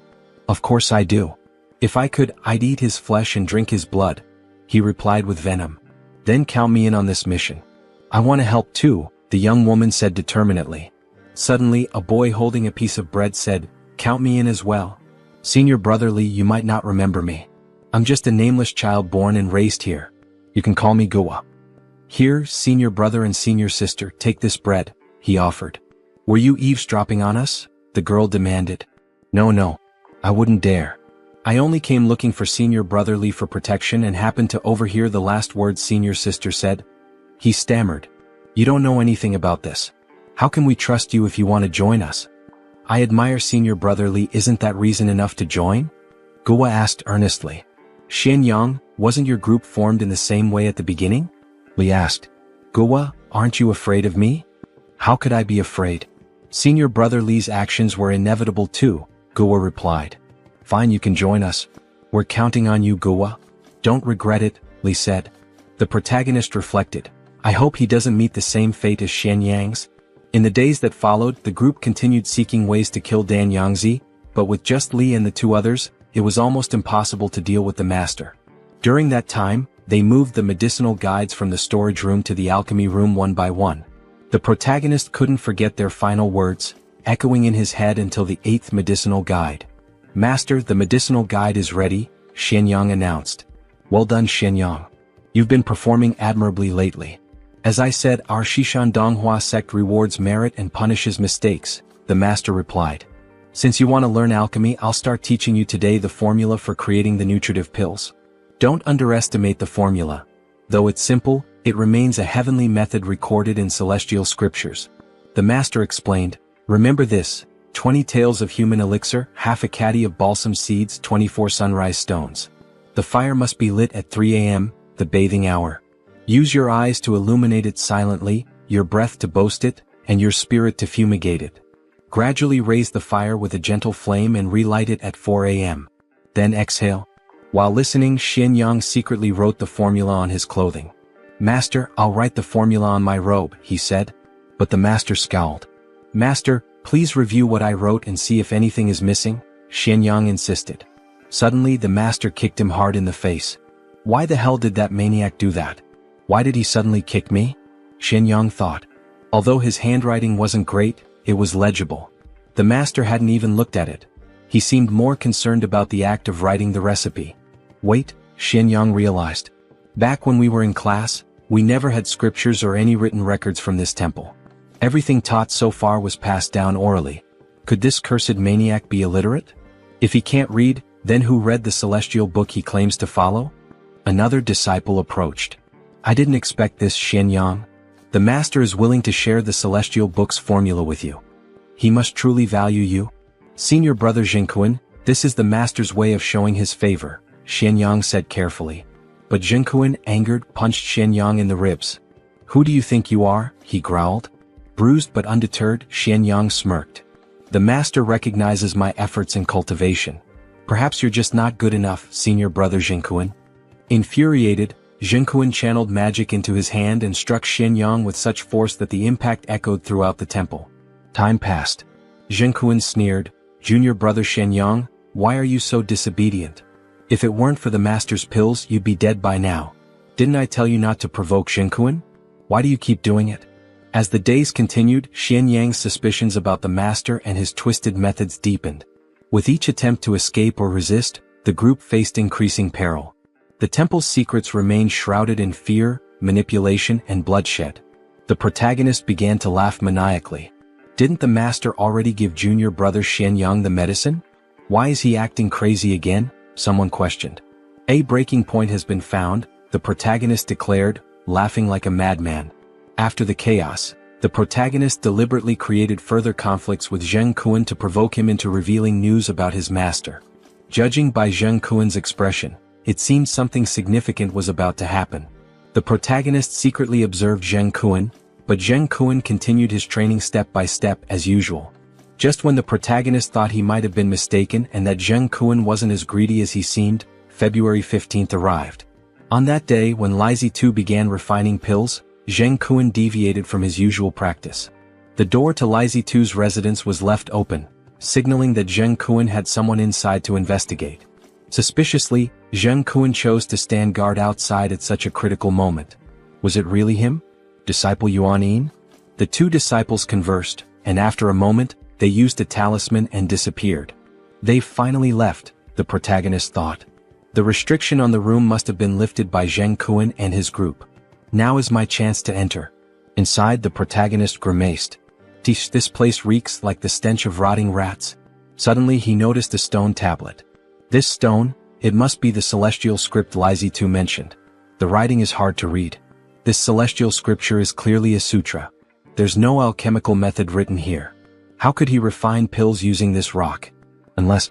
A mysterious voice interrupted, asking the protagonist, "Are you colluding with that person from earlier? Don't move. All it takes is ringing these bells, and her father will return immediately." "Ah, I see. Fine, go ahead and ring the bells. I'll just wait for the master to arrive and discover you can't understand the celestial scriptures." "You've been lying to him this entire time," the protagonist retorted. "How did you figure that out?" asked the frightened girl. "So my suspicions were correct," the protagonist mused. "She's the one interpreting the celestial scriptures for Lizy 2.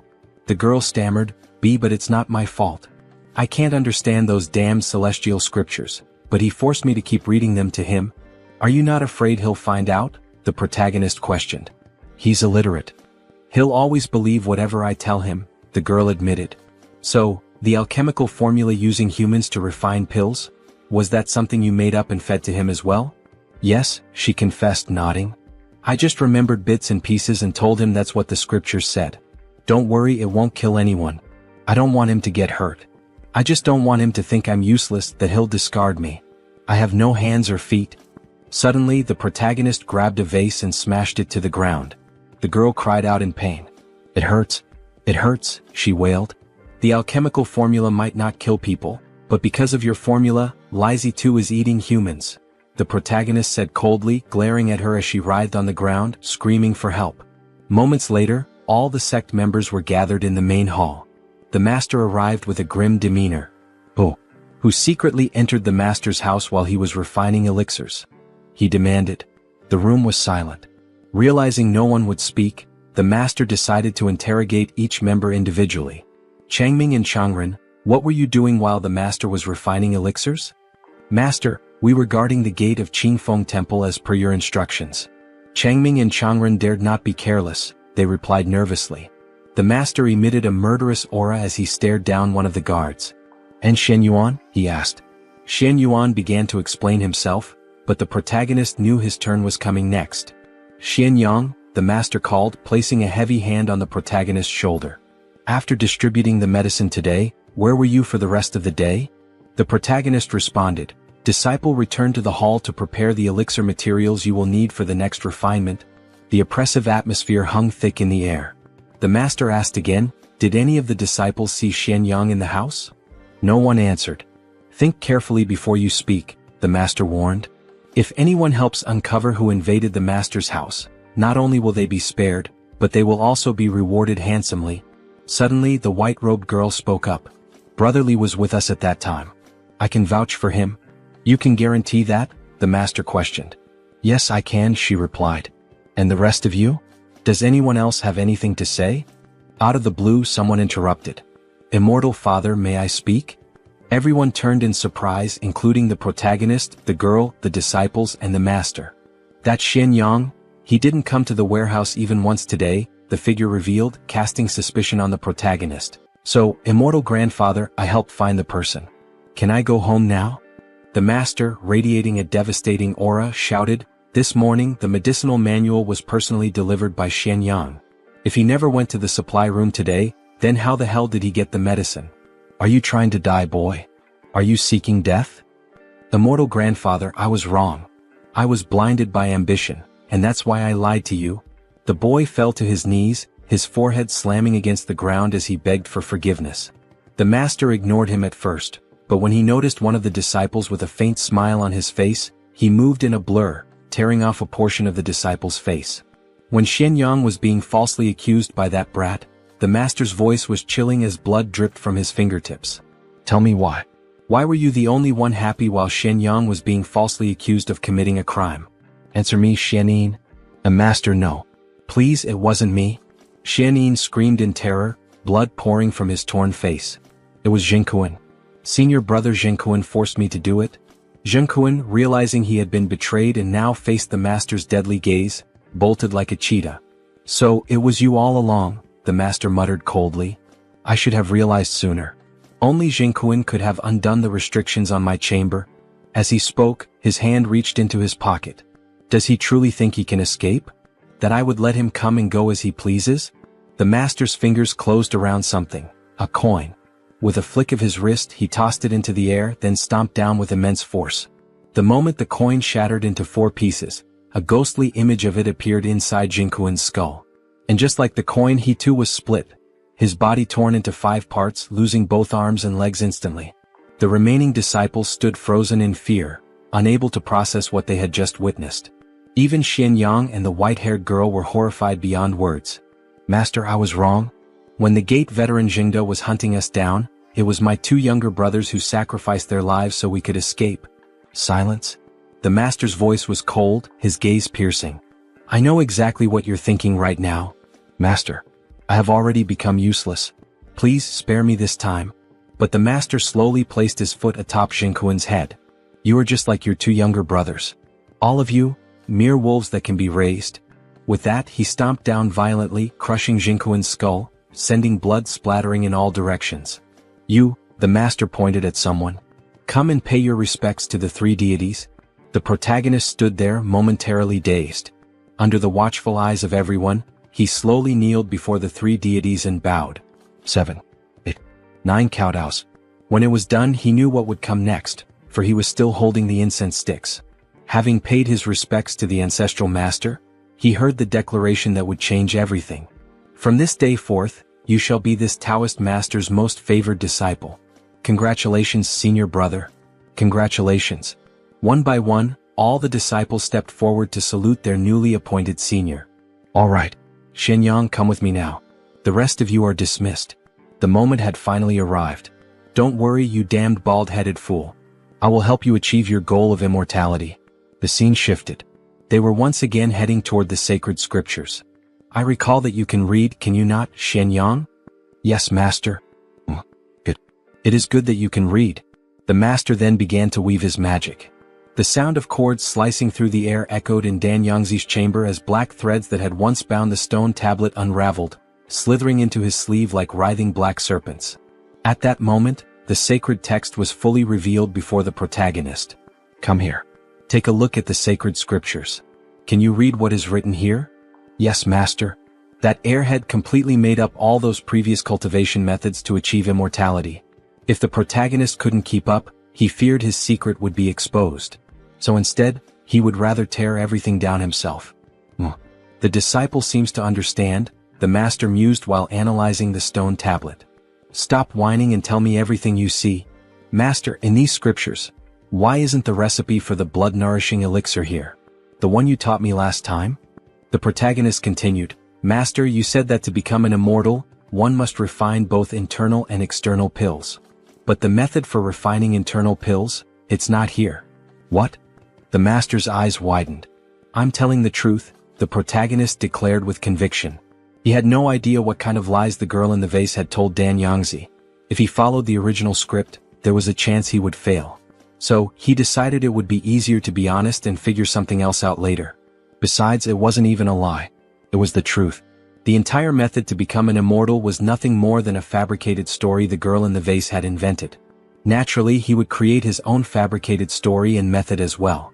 This stone tablet records a technique for cultivating internal strength. It says here that on the eve of the new year, one can use various external pills alongside this technique to capture a portion of the spiritual energy that the heavens release into the mortal realm. We can then absorb it and use it to ascend to immortality. Li Huowang stared at the stone tablet, his voice unwavering, speaking each word with such confidence that it sounded like absolute truth. A cultivation technique? It also requires external elixirs, the master asked. There seem to be multiple types of pills, the protagonist responded.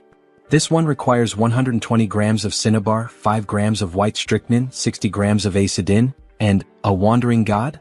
Master, what kind of ingredient is a wandering god? No wonder. No wonder the girl in the vase had said that this celestial scripture was always changing, making it impossible to memorize. No wonder he hadn't become an immortal after all this time. She had been deceiving this Taoist all along.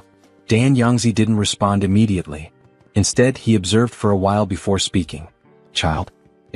Even that girl managed to deceive me. Are you trying to do the same? The protagonist answered immediately.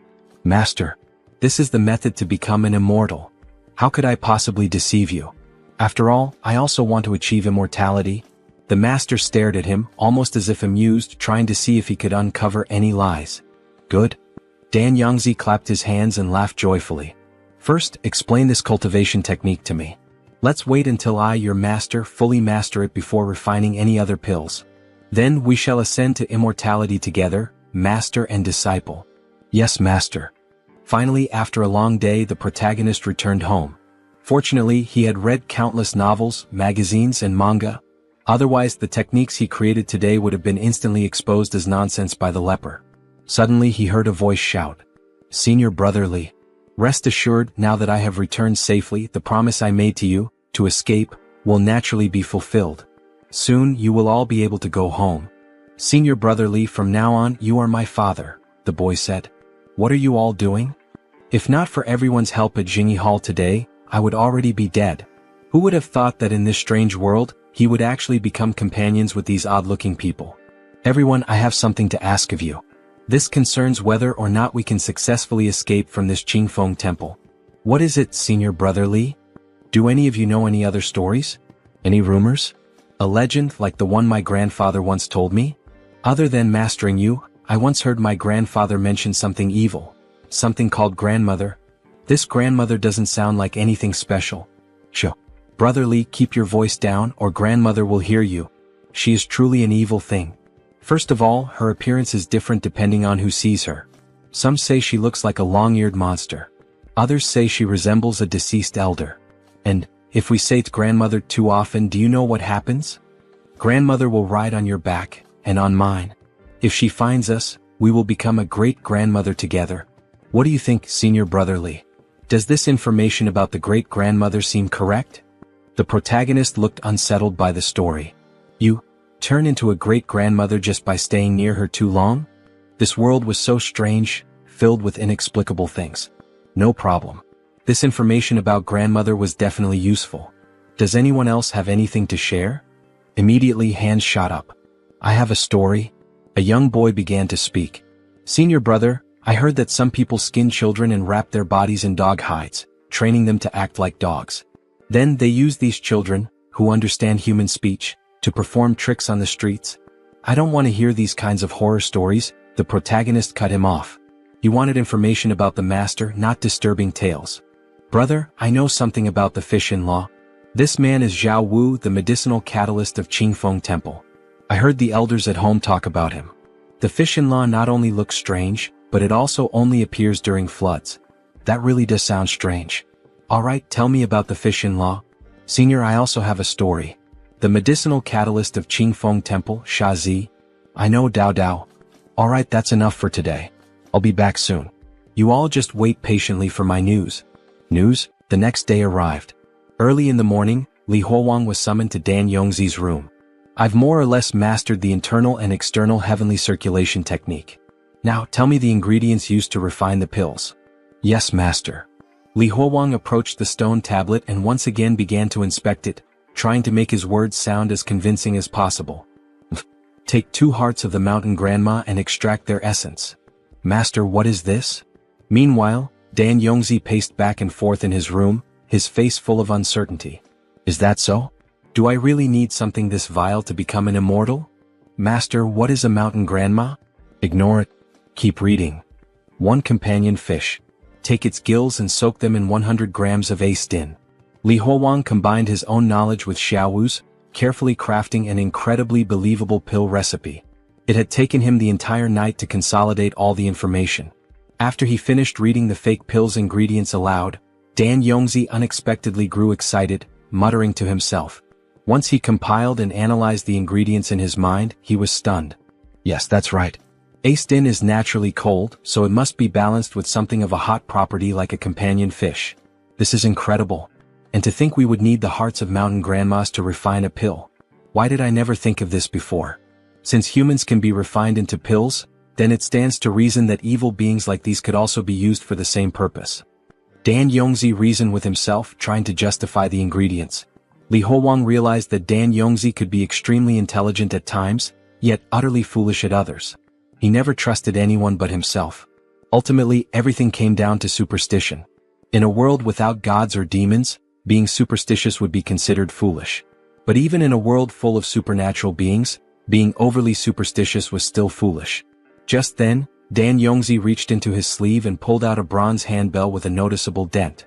Li Huowang immediately recognized its resemblance to the bells used to control zombies in movies he had seen before. Dan Yongzi shook the bell violently, and a piercing sound rang out. It was so loud that Li Huowang felt as if his head would split apart from the pain. He barely had the strength to close his ears and grit his teeth. At the same time, he realized that the bell affected not just his hearing, but also his vision. Everything around him twisted and distorted, as though the entire world were being shaken. What is this? What is Dan Yongzi doing? Did I make a mistake? Have I been found out? Just as Li Huowang feared he had failed, he noticed the edges of everything around him. The corners of the table, the hems of Dan Yongzi's sleeves, even the borders of the sacred text, starting to gather in front of Dan Yongzi. He couldn't clearly see what was forming, but he knew one thing for certain. It was made from the edges of everything around them, and it was alive. For a moment, Li Huowang thought he was hallucinating and shook his head. But then, right before his eyes, the thing split into two. As he stared at the two wriggling entities in front of Dan Yongzi, a hunch formed in his mind. Are these the creatures that will gather the ingredients for Dan Yongzi? Just as that thought crossed his mind, he saw Dan Yongzi lower his body, scoop up a handful of dirt and shove it into his mouth. Then, in an unnaturally distorted voice, he spoke to the creatures. His voice was bizarre, unnatural, yet the creatures understood him. As soon as Dan Yongzi finished giving his instructions, they quickly disappeared. When they departed, everything returned to normal. Dan Yongzi, looking pleased, said, "Don't worry. Even if the ingredients listed in the sacred text are difficult to obtain, I can still get them. It's a good thing I still have people outside to rely on." Li Huowang responded with admiration. "Yes, Master is someone who will definitely achieve immortality. Nothing in this world is too difficult for you. But Master, what were those things?" Dan Yongzi glanced at him and said, "It seems you still have much to learn. Those are the wandering gods mentioned in the sacred text." Due to the dangerous situations Li Huowang had been in for the past few months, he had never had the time to consider these things, nor had he taken the opportunity to truly contemplate the nature of the world he was now living in. What exactly was a mountain grandma? What were the wandering gods? None of these things had existed in his original world. If it weren't for the pork and lamb he had eaten here, he might have thought that nothing in this world was ordinary. Dan Yongzi placed the bronze bell back inside his sleeve and said, "This is a good treasure. I had to use a lot of my power just to take it." "Take?" Li Huowang asked. "Yeah, of course I had to take it from someone else. Do you think anyone would just give it to me for free?" Dan Yongzi said matter-of-factly. "That's what I should do if someone has something that I don't. I learned that lesson when I was 5 years old, the day someone snatched a bun from me. When I was younger, I robbed people and took their money. Then I started stealing techniques, treasures, even disciples. I've even taken the entire Zephyr temple for myself. And look, even the statues of the three deities haven't condemned me." Dan Yongzi's voice was filled with satisfaction. "You should listen carefully when adults speak. That is what it means to have manners. I'm only teaching you this because I treat you like my own family." Li Huowang hesitated for a moment before asking, "But Master, what if you can't take something away from someone else?" Dan Yongzi sneered. "Can't take it? Then I join forces with someone else to try and take it together. You're literate, yet you don't know how to use your brain? If I still can't take it, I'll poison them. If poisoning doesn't work, then I'll frame them. Do whatever it takes, use every underhanded trick possible. Just get what you need." Those few sentences alone were enough for Li Huowang to fully understand Dan Yongzi's way of doing things. He would stop at nothing, using any method necessary to obtain what he wanted. Li Huowang responded, "Master, you are quite wise." Dan Yongzi laughed coldly. "Yeah. So what if I can't read? So what if I don't understand many things? They called my ways vile and evil. Fine. Then I'll become an immortal and show them exactly who is stupid and vile." His last words came out as a shout, his ugly face contorted with rage. Li Huowang didn't know who Dan Yongzi was referring to, but it was obvious that there was a deep grudge between them. From that moment on, Li Huowang spent nearly all his time with Dan Yongzi, eating, sleeping, and researching the path to immortality together. During this period he refined the recipe bit by bit, making the sacred text's method appear increasingly credible. Before long, the ingredients Li Huowang had requested arrived. One of them was sticky, pale white, and covered in soft black fur. The other was a lump of faintly glowing black boils. The sight of them filled Li Huowang with both disgust and awe. Disgust at their repulsive appearance, and awe at Dan Yongzi's ability to actually obtain them. "Master, should we refine them now?" he asked. Dan Yongzi shook his head. "No need. There's still some time before the new year. Let's have our New Year's Eve meal first." Li Huowang was momentarily stunned by these words. A New Year's Eve meal? Was this some kind of tradition? Without hesitation, he followed Dan Yongzi out of the pill refinement room, making their way to the cave where meals were typically eaten. The other three disciples, Chang Ming, Chang Ren and Xian Yuan, were already there waiting. When Dan Yongzi saw the empty table, his expression darkened. "Why have you not set places for the deceased disciples? Hurry and prepare their utensils. We must welcome them properly for the New Year celebration." Soon each dead disciple had their own set of utensils, placed neatly at the round table. Only then did Dan Yongzi's expression soften with approval. He took his seat at the head of the table while Li Huowang sat to his right. The left side remained empty. That seat was reserved for Jiang Kuan. "Bring out the dumplings." Assistants entered carrying a steaming plate of dumplings. The fragrant aroma filled the cave as they carefully used metal spoons to place the dumplings into everyone's bowls, including the ones prepared for the deceased disciples. Dan Yongzi chuckled. "Ho ho, the new year is almost here. Relax and eat." Despite his words, no one touched their food until Dan Yongzi took the first bite. He picked up a white dumpling with his chopsticks and placed it into his mouth, chewing with satisfaction. The pork lard and chives blend together quite well. He suddenly paused, biting down on something hard. "What's this? Coin? Ah, a sign of good luck." Li Huowang stared at the dumplings in his bowl for a long moment before finally taking a bite himself. Dan Yongzi watched him eat and grinned. "You all are lucky being able to enjoy dumplings like this. When I was your age, I didn't even know what dumplings looked like. I had only ever heard of how delicious they were. Then one year, during a New Year celebration, I caught a whiff of an amazing aroma coming from someone's house. That was the first time I saw dumplings. I didn't even bother playing with their beautiful daughter that day. I simply cut her down and went straight for the dumplings cooking on the stove. I must have eaten at least 1/2 kilogram of them. Back then the stuffing was the same, pork lard and chives." The other disciples only smiled weakly at the story, while Li Huowang quietly stuffed his cheeks with food. Dan Yongzi noticed the tears welling up at the corners of Li Huowang's eyes and sighed. Without saying a word, he picked up his own bowl and placed it in front of Li Huowang, giving him his share of dumplings. "Sigh. Looks like you've had a tough life too. Eat slowly. Don't choke." The New Year's Eve dinner of 5 continued, the only sound in the cave being the clinking of bowls and chopsticks. Just when Li Huowang thought they would move on to refining pills, he saw Dan Yongzi pull out a stack of red envelopes from his sleeve, handing them out to each disciple, including the dead ones. "Come now, the new year is almost here. Place them under your pillows." Dan Yongzi sighed as he watched them take the envelopes.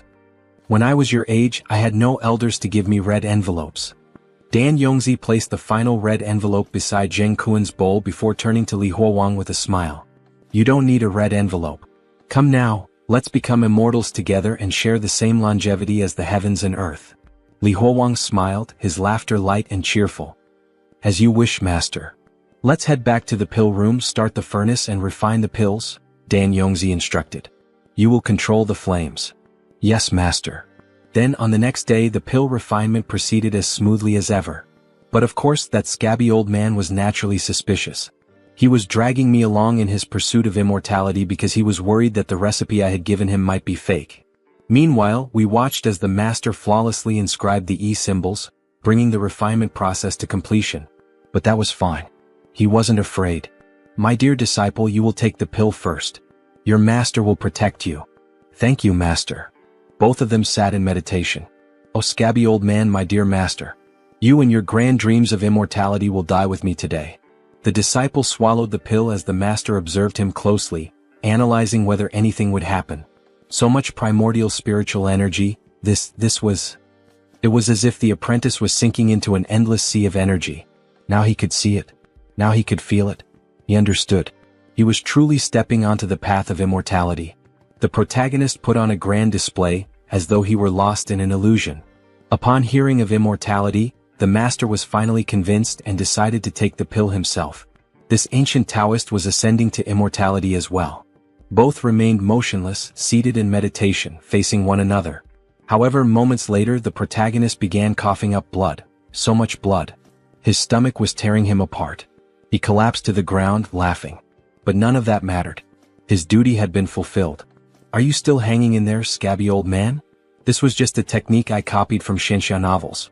You will never become an immortal. Black tentacles started writhing out of the master's body. The only thing you will become is a ghost, the protagonist sighed, holding a pill in his hand, the same red pill that made the body burn with heat and surge with immense strength. And then, after swallowing it, he smirked. Hey master, are you deaf? I'm talking to you. A temporary burst of power surged through him. His eyes burned with a psychotic gleam. Without hesitation, he delivered a devastating punch to the master, smashing his face against the ground. Those eyes, those are the eyes of a demon. The master's face was twisted and disfigured. He let out a furious scream. You will not stop my ascension. Get away from me. He was teetering on the edge of immortality. The ancestors were coming to take him, even as blood poured from his mouth. He had lost control. His obsession with immortality had driven him completely insane. The protagonist's stomach twisted in unbearable pain. I really regret not bringing a knife to end this properly. His vision blurred.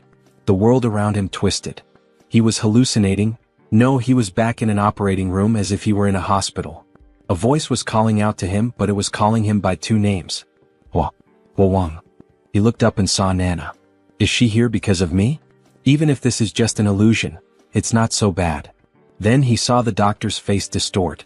The patient in bed 14 is losing consciousness. Preliminary diagnosis, food poisoning. Quickly, get the stomach pump for gastric lavage.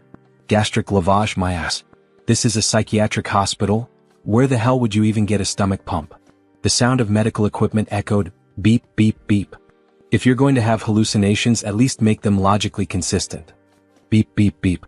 Ho Wang. Li Ho Wang. He heard someone calling his name as he floated in a sea of blood. Hold on. You promised me.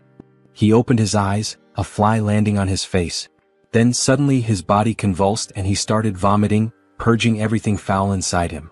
He was still alive. How was that possible? Wait, if he was alive, then that meant Dan Yangzi was also alive. But when he turned around, what he saw was beyond insane. What the fuck? What the actual fuck am I looking at? 3 flowers gathered at the crown of the head, ascending to immortality? He saw his master, body completely disfigured, with angelic wings and multiple eyes. So this is how it feels, so this is what it is. So this is what it truly is. It turns out, this was the truth of the Tao cultivation. I understand it now. The cultivation of the Tao. I understand it now. He kept repeating the phrase over and over. But then, the monstrous structure that his master had become suddenly exploded, unleashing a gruesome rain of blood, scattering flesh and gore in all directions, leaving the protagonist completely drenched in red. Even he was stunned by the sheer amount of blood. But amidst the carnage, something caught his eye on the ground. A piece of the master's face. And then he started laughing hysterically. He. So it's official now. Lai Tu is really dead, right? But, why wasn't the protagonist dead as well? Those hallucinations, what were they really? What was he supposed to do next? Before he could think, 2 figures appeared before him. Hey, what kind of demon are you? Where is our master? Him? He's the one you're stepping on. That's him. The 2 senior disciples, Xianyang and the others, refused to believe it. You're lying. The master wouldn't die. Look at this face. He's really dead. Lai Tu had slaughtered countless people in his lifetime. He should have died long ago. But that wasn't why I killed him. It was purely personal resentment. Before he could finish speaking, the 2 disciples turned and bolted. At least let me finish before you run off. The protagonist rang the bell, calling out. Everyone gather here. Lai Tu is dead. You're all free to go home now. The others stared at him in disbelief. That piece of skin, was that really Lai Tu? No doubt about it. It was him. Let's hurry. Run, follow us. We can finally go home. Everyone leave now. Dan Yangzi is dead. We can all return home and celebrate the new year. Lai Tu is dead. Where are you all from, brothers? Let's travel back together. Brotherly, we can finally go home. But as they made their way out, a sound reached their ears. They turned their heads slightly and saw the 3 remaining disciples locked in a fierce battle. Xianyang. Hurry. Let's kill these 2 accomplices of Dan Yangzi. Then we can share the heavenly book together. Xianyang, if you don't want to die, get out of here now. The master taught you the Tao of alchemy. In a situation like this, do you really think you can stand against the two of us, who practice the Tao of the sword? So, in the end, this is all about the heavenly book. But that wasn't really a book that granted immortality. It was just an old scripture. Senior brothers, why don't you come with us instead? Xianyang, if you're not interested in the book, then leave now. Otherwise, we will kill you. Alright, so they will go first. Those three older brothers will keep fighting among themselves. We'll meet again. Then the protagonist begins to ring the bell. Everyone who wants to go home, follow closely behind. Don't get curious and don't look inside. The swords of the three older brothers show no mercy. Then they're finally out. We see them as if emerging from a cave into a forest. It looks like sunset with birds all around. Everyone is happy, at last they're going home. What joy. The sun is already high. Did he spend the whole night with the bald guy in the alchemy room? Senior brotherly, let's go too.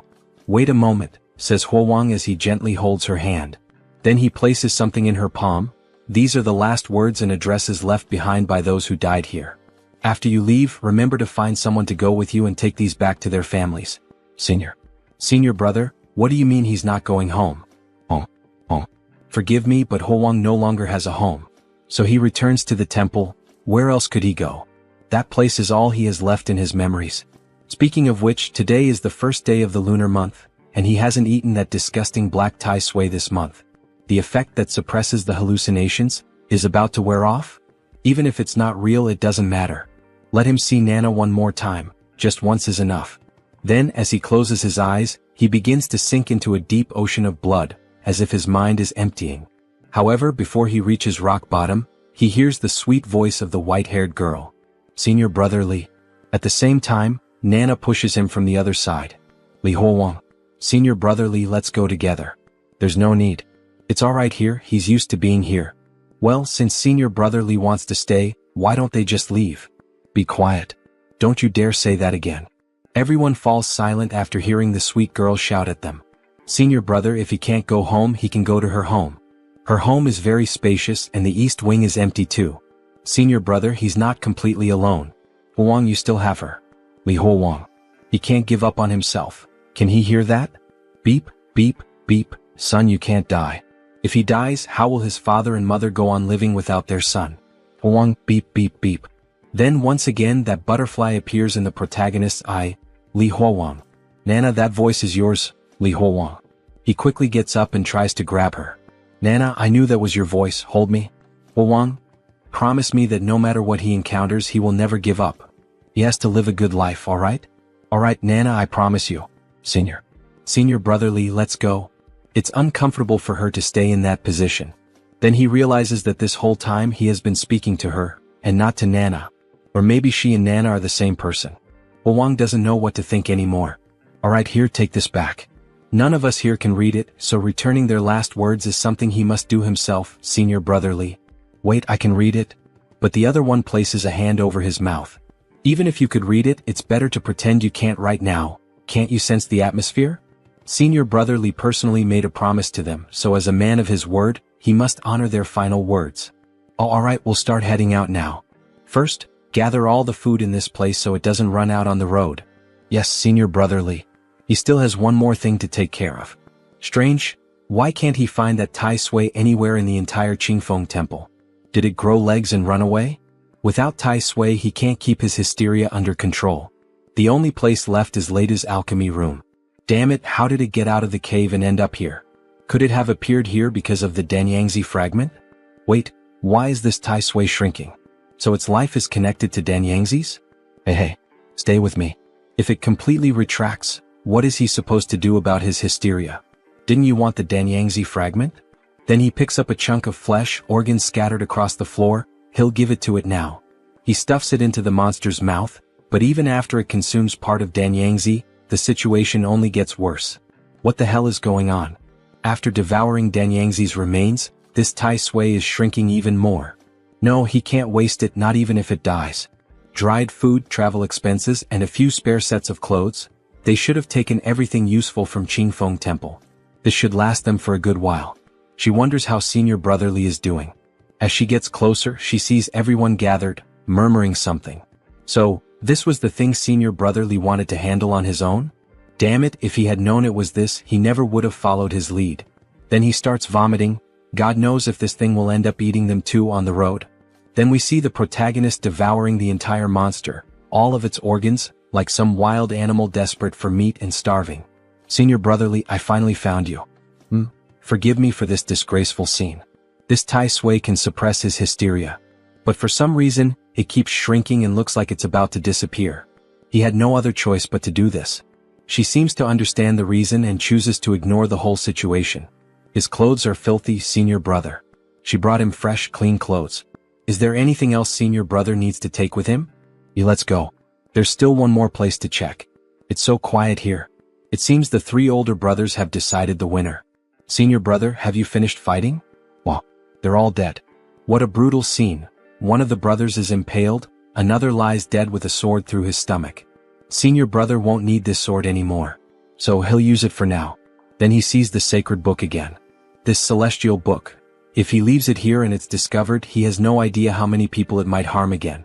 So, with a swing of his sword, he tries to break the stone, but instead, the sword is the one that shatters. Dwan, the sword breaks into pieces, but the celestial book remains intact. It seems this celestial book might be considered a treasure for now. So why not take it with him for the time being? If he can't handle it, he can always trade it at a pawn shop for some travel expenses. Senior Brother Changren, he has a sword here, he'll take that with him as well. Rest in peace. Senior Brotherly, are we about to move on? Let's go. Let's leave this godforsaken place behind. Before they leave, we see the mountain catching fire. Let everything here burn cleanly. What kind of people and events will he encounter in the future? Suddenly, he finds himself looking forward to them. Senior Brotherly, please slow down, her eyes hurt. She's crying, maybe it's because of her albinism? He then starts cutting a piece of cloth. Next time when the sun is high, you can use this fabric to cover your eyes. He ties it around, but she still can't see anything through it. That's alright, he'll hold her hand. Skinny child, is he done yet? Almost there, poot poot. Seriously, father, do you really have to rush me while I'm taking a crap? Lu family's troop youngest son Lu Xiaozai. Then he hears something in the forest. Who's there? Show yourself. Ha ha ha, so it's nothing. Maybe just his imagination. He probably misheard. But something behind him starts laughing. Then the scene changes, we see a carriage with people hiding inside it. Father, what are we going to do? Asks Lu family's troop eldest son Lu Jiren. Father, think of something, says Lu family's troop eldest daughter-in-law Luo Wanhua. What could he possibly do in this situation? Lu family's troop leader Lu Zhuangyuan. In this situation, the only thing he can do is beg, Ghost Grandfather, please spare his family. Everyone in his family has a bitter fate. They're only here trying to make a living. Tell me, do I look more like a human or a god? This being, it's here to request a seal? We see the image of an entity dressed entirely in red, truly resembling a god, or at least something deeply sinister. The man is kneeling begging. He can't answer this question in desperation. If he answers it wrong, his entire family will disappear. You look like a god. However, something makes him change his mind. No, like a human. However, Li ends up stepping on a branch, making a noise. That's not right either? It shouldn't be. He told you, Senior Brother, of course we'd find someone following this pile of crap. After all, it's still warm. That's disgusting. You idiot, you knew it was something gross, but you still lowered your head and followed it. Are you planning to eat that? Shut up for a minute. Damn it, Senior Brotherly, look, what is that? There's a face on both sides but no back of the head. What even is that thing? Father, look behind us. What are those monsters doing again? But in reality, it was just the group walking. Who the hell is that brat calling a monster? Is he looking for a fight? Everyone hold up here for a bit. More people coming to the show. What the hell are you?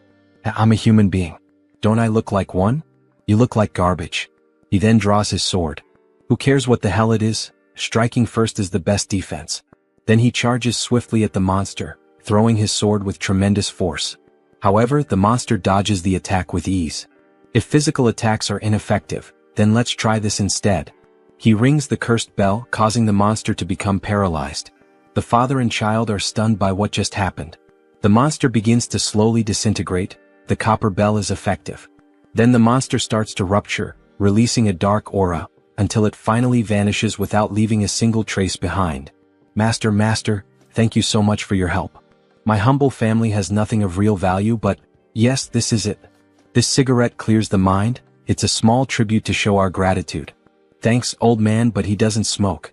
Do you know what we just encountered? Young Taoist, you don't know? That thing asking for a blessing. You're the one who drove it away, weren't you? Ichim, may I ask, sir, by any chance do you have a map of this area? We're not from around here and got a little lost in this forest.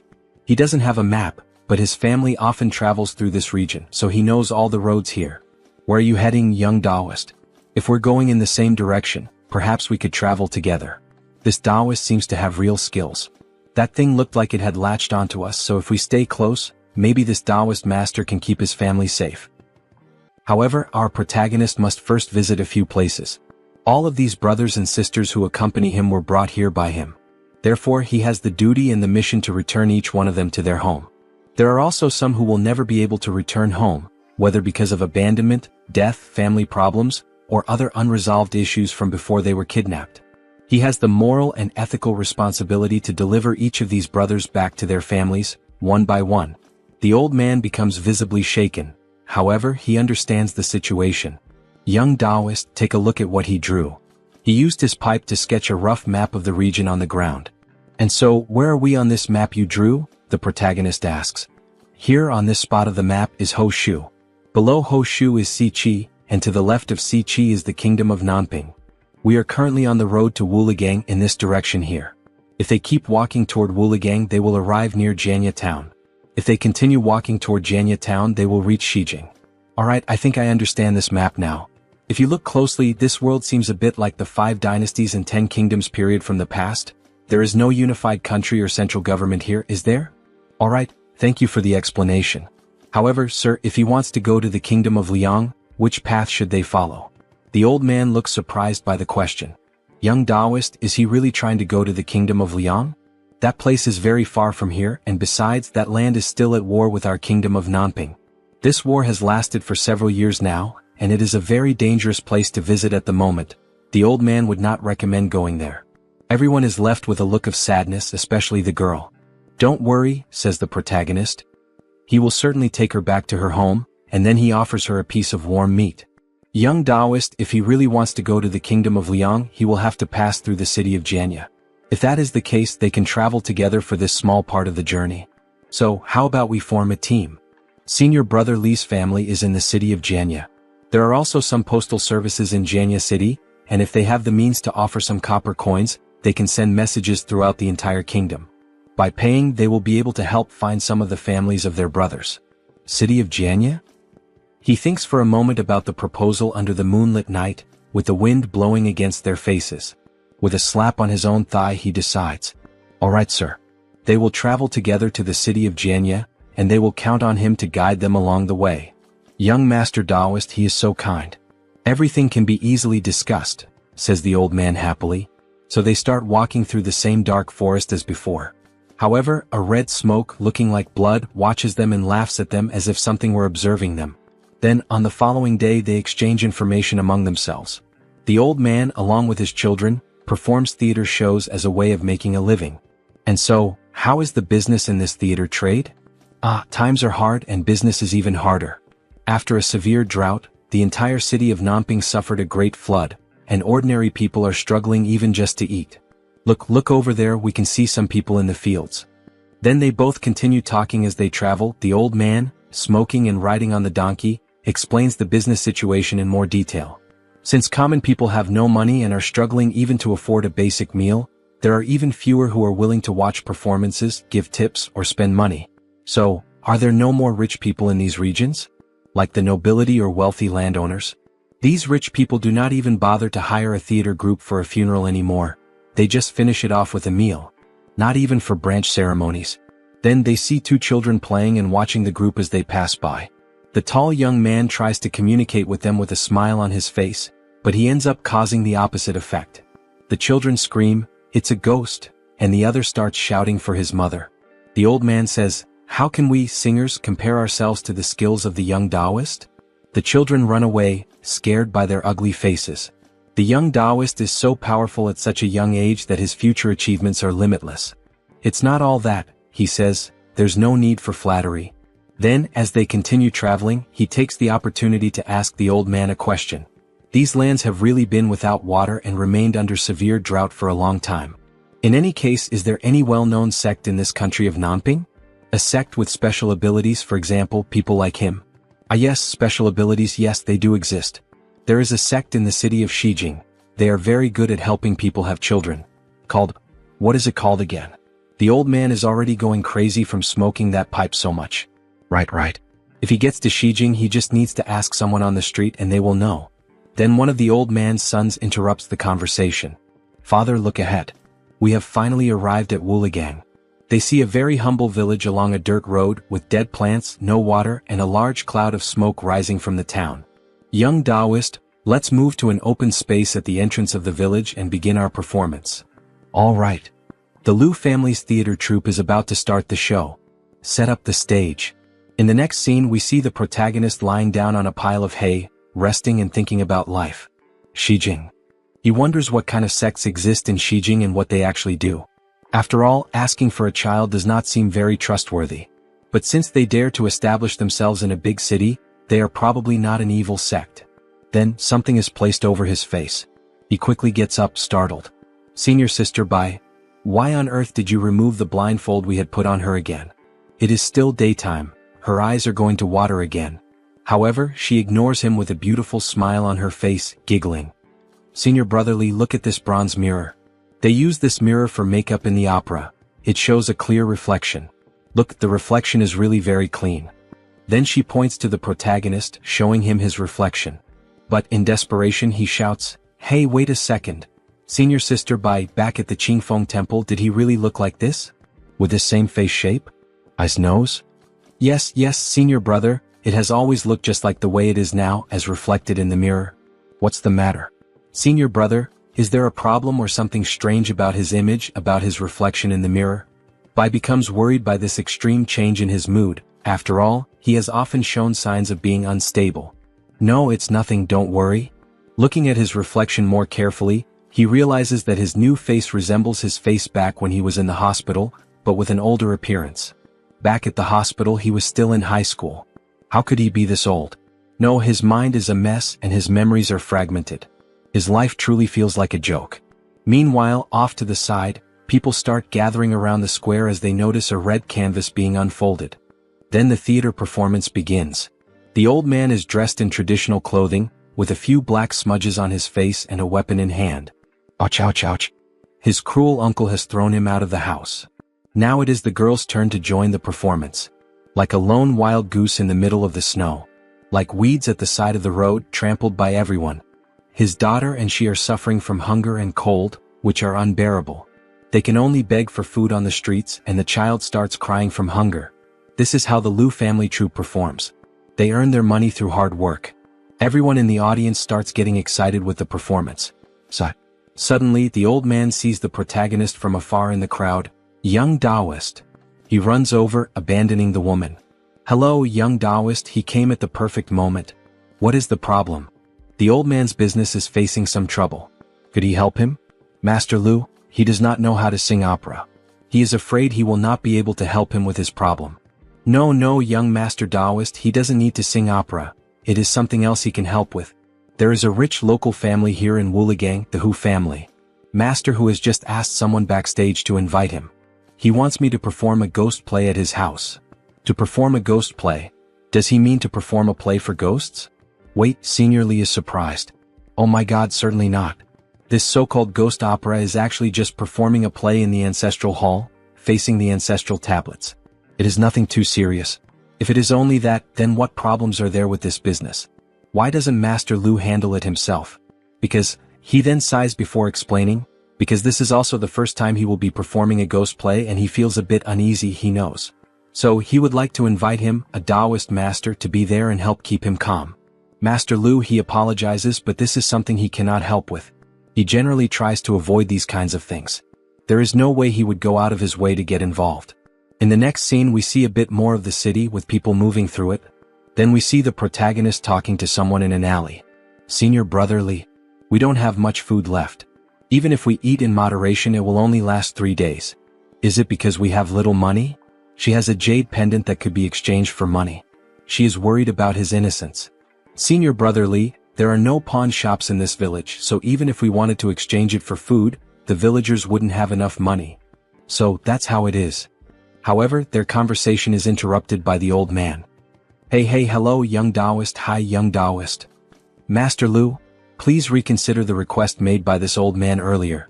Master who is very generous with his payments. As for what the other side is offering for this deal. The old man excitedly proclaims the amount. 10 taels of silver. Master who is offering 10 taels of silver. If the young Taoist master accepts, each of us will receive 5 taels. Converted into copper coins, that's 5,000 copper coins, young Taoist master. Bai becomes interested and curious about the proposal made to Li. How much grain could this buy? It should be enough for us to travel for a good while. 60%. How about he keeps 60 and the old man takes 40? Young Taoist, he is begging you. It's not easy to make that much money these days. The protagonist hesitates, thinking about what to do. However, an unexpected doubt arises. Master Lu, is there a blacksmith in this village? He asks while holding the bell. What? A blacksmith shop? He will take the job, but first he needs to find a blacksmith and repair this bell because as you can see it's dented. Only after that will he be able to help. Then we hear the sound of a hammer striking hot iron. He starts to complain. Can't hammer, can't melt, so how can he fix this handbell? What kind of stinky problem is this? Blacksmith of Wooligang. So, any solution? He asks, shaking the bell. These days, one after the other. Only crazy people come here. Come here, damn it, give me a hand helping with this madness. Boy, are you using your strength? He's already using all his strength. They try to straighten the bell with a pair of tongs. However, young Taoist, this seems complicated. Both are exhausted from their futile efforts. Damn it. This is strange, what kind of copper is this thing made of? How is it so hard? It's just a damn bell, it should have been fixed by now. Young man, the old man remembers, the last time I took this treasure it was already dented. But that didn't stop me from using it. How about we head to the ancestral hall first? Master who must be getting impatient. The protagonist looks irritated and starts searching through his clothes. Then he finds a red pill, the one that makes the body warm and grants supernatural strength for a while. So there's no choice. I'll try to do this on my own. Hey kid, the two of us couldn't do it and you think you can just do it alone? Don't try to act like a smartass. Oh my god. Then he begins to see something incredible happening in front of him. A red aura spreads around the forge, making the place even warmer. This is truly amazing. We see the protagonist effortlessly straightening the bell by himself, power emanating from his eyes as he gains incredible strength. It seems the pills still work, especially in this world outside. The restoration is successful, and the bell is now in perfect condition. I told you not long ago that this young Taoist is incredibly powerful, right? Yes, that was truly amazing and there's no explanation for what just happened. What the hell did he do? I saw him put something in his mouth before this explosion of strength. Master who really invited a specialist to help this time. After some time talking, the protagonist steps away from everyone and heads to a more secluded spot, near a river. He picks up the bell and, before heading to the ancestral hall, he should test the bell first. It seems to be repaired. Next, he just needs to test it the same way the bald man did. First, strike the bell with a light force. As he strikes the bell, the water begins to move evenly. It worked, he can imitate what that damn bald man did. Little by little, a monster begins to form from the water. Success, even though only one old man was summoned. Still, it's not the same as that damn man who managed to summon 5 monsters at once. Alright, the next step is just like the bald man. Grab a handful of dirt and shove it into my mouth. Then he starts chewing the dirt near the river. Can it understand my words? He asks, his voice distorted. Yes, it can understand. The monster really understood and spoke the same language. Alright, can it be used by me? He wonders. His voice, why is it so distorted? Once, 3 months of life exchange. Do less, this is expensive. The fish monster responds in the same way. Do less, this is expensive. So, commanding his master once actually costs 3 months of life, and there's no room for bargaining. Dissipate. It seems that he will have to use it sparingly in the future. That damn bald man was able to use those monsters because he had many years of life due to the pills. Then, finally, night arrived with a beautiful moonlight. The ancestral hall of the Hu family. Many people have already gathered in front to enjoy the show. Ah, young Taoist, you've finally arrived at the location. Come this way, I'll take you to the main hall. And then, how are the preparations, everything's ready? Just now, Master Who said that in previous years he also hired other groups to perform ghost operas and nothing happened. Young Taoist, don't worry. Alright. If Master Who has ensured it, then there won't be any problems. Hey young Taoist, look, this is Master Who, this is the young Taoist I told you about. With him here, it's guaranteed that everything will be safe. Oh? He will be relying on both of you tonight. Then we are introduced to the homeowner. Hu King, the wealthy master of Woolagang. But Master Lu, he remembers there being women in his troupe. Don't worry Master Hu, the women are just preparing outside and won't break your rules. If that's the case Master Lu, once the ancestors come out to watch the opera, we, the descendants who invited the performance, must leave. Please take good care of the ancestral hall. As for the opera, choose something cheerful, as the ancestors told us in our dreams that the underground is very quiet, and they want to watch something festive. Alright Master Hu. Also, when the opera begins, the living cannot speak to the performers so the ancestors aren't disturbed while they listen. Don't worry Master Hu, absolutely no rules will be broken. How strange all these rules and commotion. Well, anyway, no matter how you look at it, it doesn't seem like anything will go wrong. Let's hope everything goes well. Then the show begins. The Duke Gong likes wine and listens to frivolous music. Jie Junshin asks about the dance posture. King Liang is tyrannical and the people's lives are difficult. The heroes of Namping learned about water and fire. Since ancient times, the rise of the ambitious has brought suffering to ordinary people. As the saying goes, success is built upon 10,000 withered bones. The protagonist watches everything from afar. Truly everything is going well. On stage, the atmosphere is lively and bustling, but the audience is in complete silence. Don't think too much about it, it's rather frightening. And as good as the music is, staying up all night to listen to it still makes you sleepy. It's lively and bustling, but the audience is in complete silence. Don't think too much about it, it's quite scary. The characters in the play begin to fight and put on a beautiful performance. But no matter how good the music is, staying up all night to listen to it still makes you sleepy. It seems that ever since he arrived here, he's been getting sleepier. He seems to fall asleep easily. This isn't good as he accepted the money. The reality starts to shift as he falls asleep, as if he's returning to the hospital. He really can't sleep while working. However, he suddenly awakens. Something is wrong, why did the singing suddenly stop? Mr. Lu, why did you stop suddenly? Then when he looks at the Lu family he sees a huge monster with a red aura. Good show, here is your reward. So it's that ghost again, I thought it had died. He then makes copper coins rain down, as if he were truly a deity, even the moon turns red. A show of flying coins. However, Master Lu's daughter is terrified, almost unable to breathe. Yet, her father places his hand over her mouth, saying nothing, just stay quiet. Then the monster approaches her, well done, that was a nice show, scaring her even more. Look here, your reward. And again he makes more and more copper coins appear, this ghost is truly rich.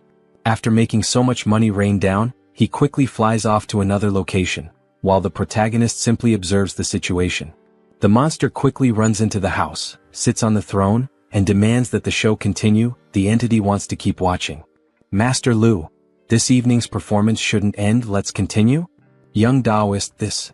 The old man is very scared, this wasn't supposed to happen. Then the protagonist takes a step forward. Why are you still standing there? Don't stop, keep singing and performing your show. Our benefactor has already given us a generous reward. Then he stands beside the monster, also wanting to watch the show. Come on, don't stop.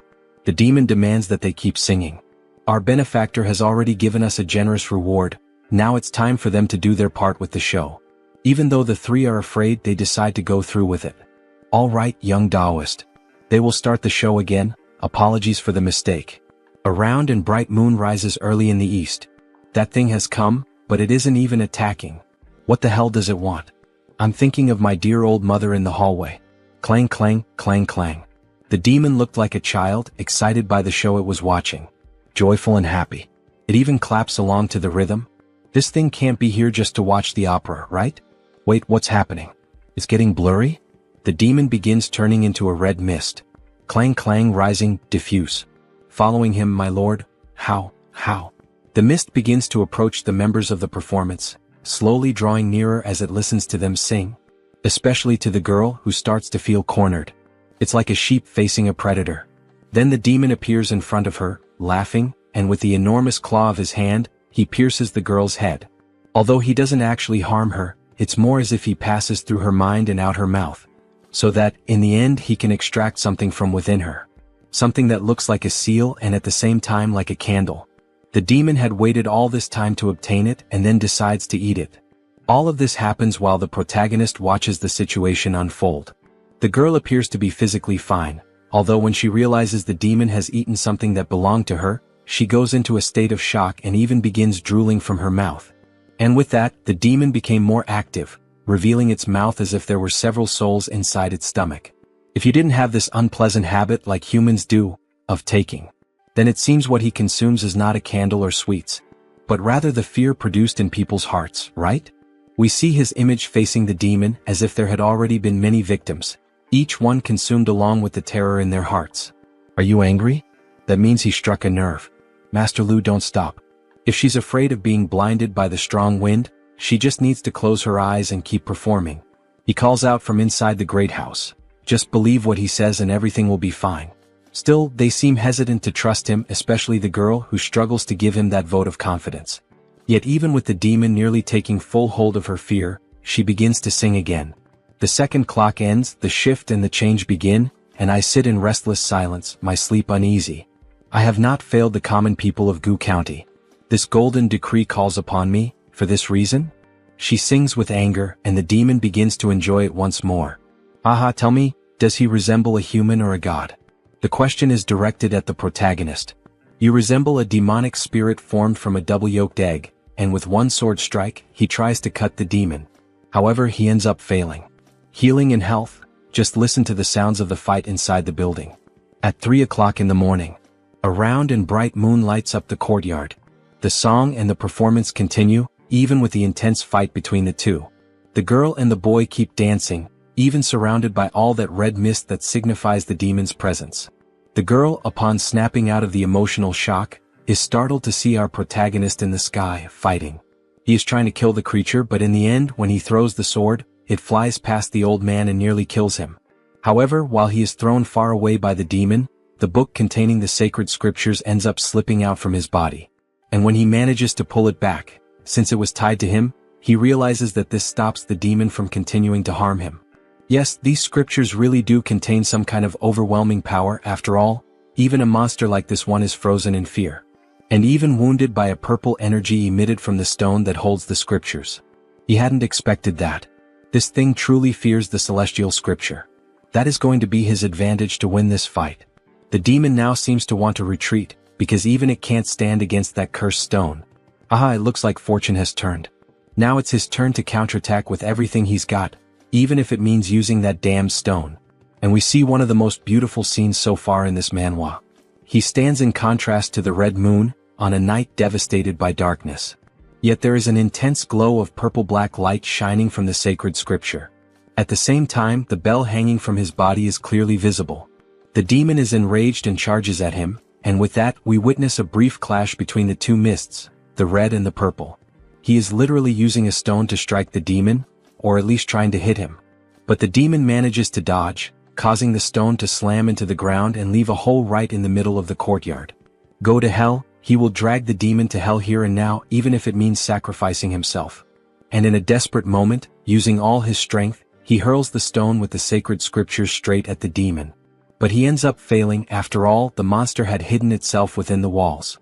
Damn it, he says, frustrated. Can this thing from the dawn even pass through walls? Disappear? Consider yourself lucky for having escaped so quickly. We see the damage he left on the wall while using the stone, and the funniest part is that the stone remains completely intact. Then the old man approaches him with the sword in hand. Young Taoist, here is your sword. My sword fell near your side? Thank you, Master Lu. As he takes the sword, he begins to hear a demonic laugh. It's coming from Master Lu. He has been possessed. Tell me, do I look more like a human or like a god? His appearance has completely changed, with a wicked grin and glowing red eyes. Wait, this isn't good. This Master Lu is a fraud. He shouldn't have taken the sword. His hands are full. Then the old man's hands begin to transform. He now looks like a ghost as he tries to grab him. Penetrating, he manages to sink his claws into his body. The demon got what it wanted, to reach the protagonist's body. Finally, foolish human. Now tell me, does he look like a human or like a god?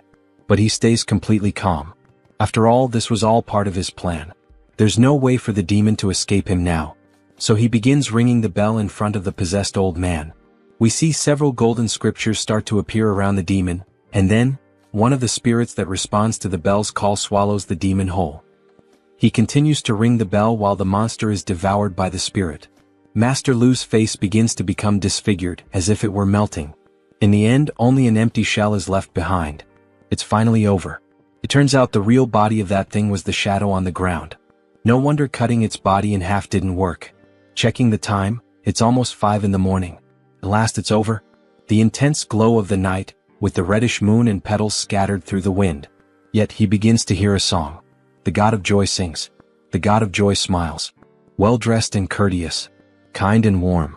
What the hell? This demon still isn't dead. He then rings the bell faster, causing the spirit to devour once again this small remnant left of the demon. However, this time 2 of them appear.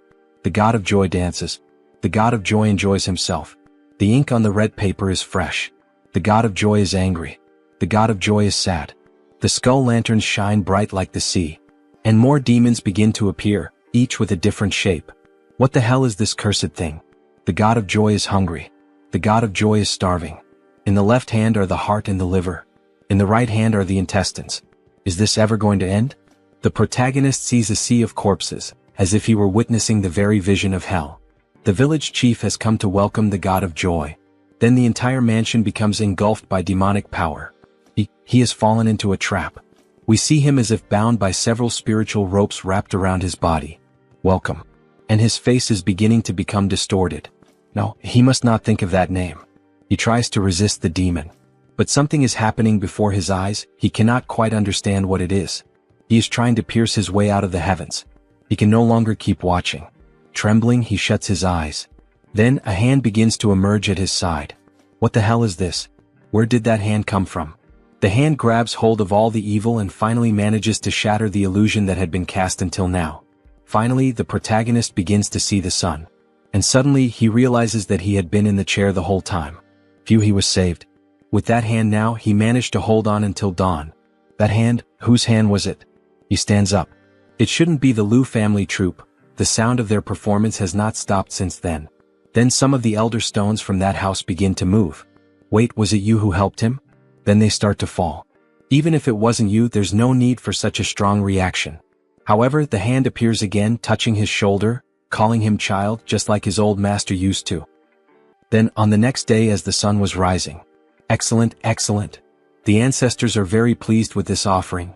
The incense and candles on the table were completely burned out, such an auspicious sign. Son of Hu King, Laji Hu Jiang. The plump man who arranged the performance. Mr. Lu, you gave it your all. Allow me to offer a toast in your honor. It's nothing truly, this old man was simply doing his duty. Then a child tugs at the old man's clothing. Were you the one singing in the ancestral hall last night? He heard everything from outside. You sing really well. Grandson of Hu King, Hu Xiaoya. He as long as young master who enjoyed it. Someone. Take the young master back to his room to study. He doesn't want to study. Put him down. Mr. Lu shows a look of sadness. Jiang tries to shift the mood. My apologies for this little commotion. Here are the 10 taels of silver we agreed upon, Master Lu. Please accept them. He has other matters to attend to, so he won't be staying any longer. Hee. Thank you for the reward, Master Hu. Then they finally finish their conversation and Lu's children speak to him. They finally finish talking. She wants to eat caramelized pork belly and roasted chicken. So while she runs off to get the food, Lu removes the dish from the table. Come over here, young one. Young Taoist, please eat first. What to eat? You all go ahead and eat first, don't worry about me. The Hu family had prepared truly rich and hearty dishes. It would be a shame if the young Taoist didn't try them. No rush to eat, Master Lu. Last night, you saw those memorial altars all collapse at once, didn't you?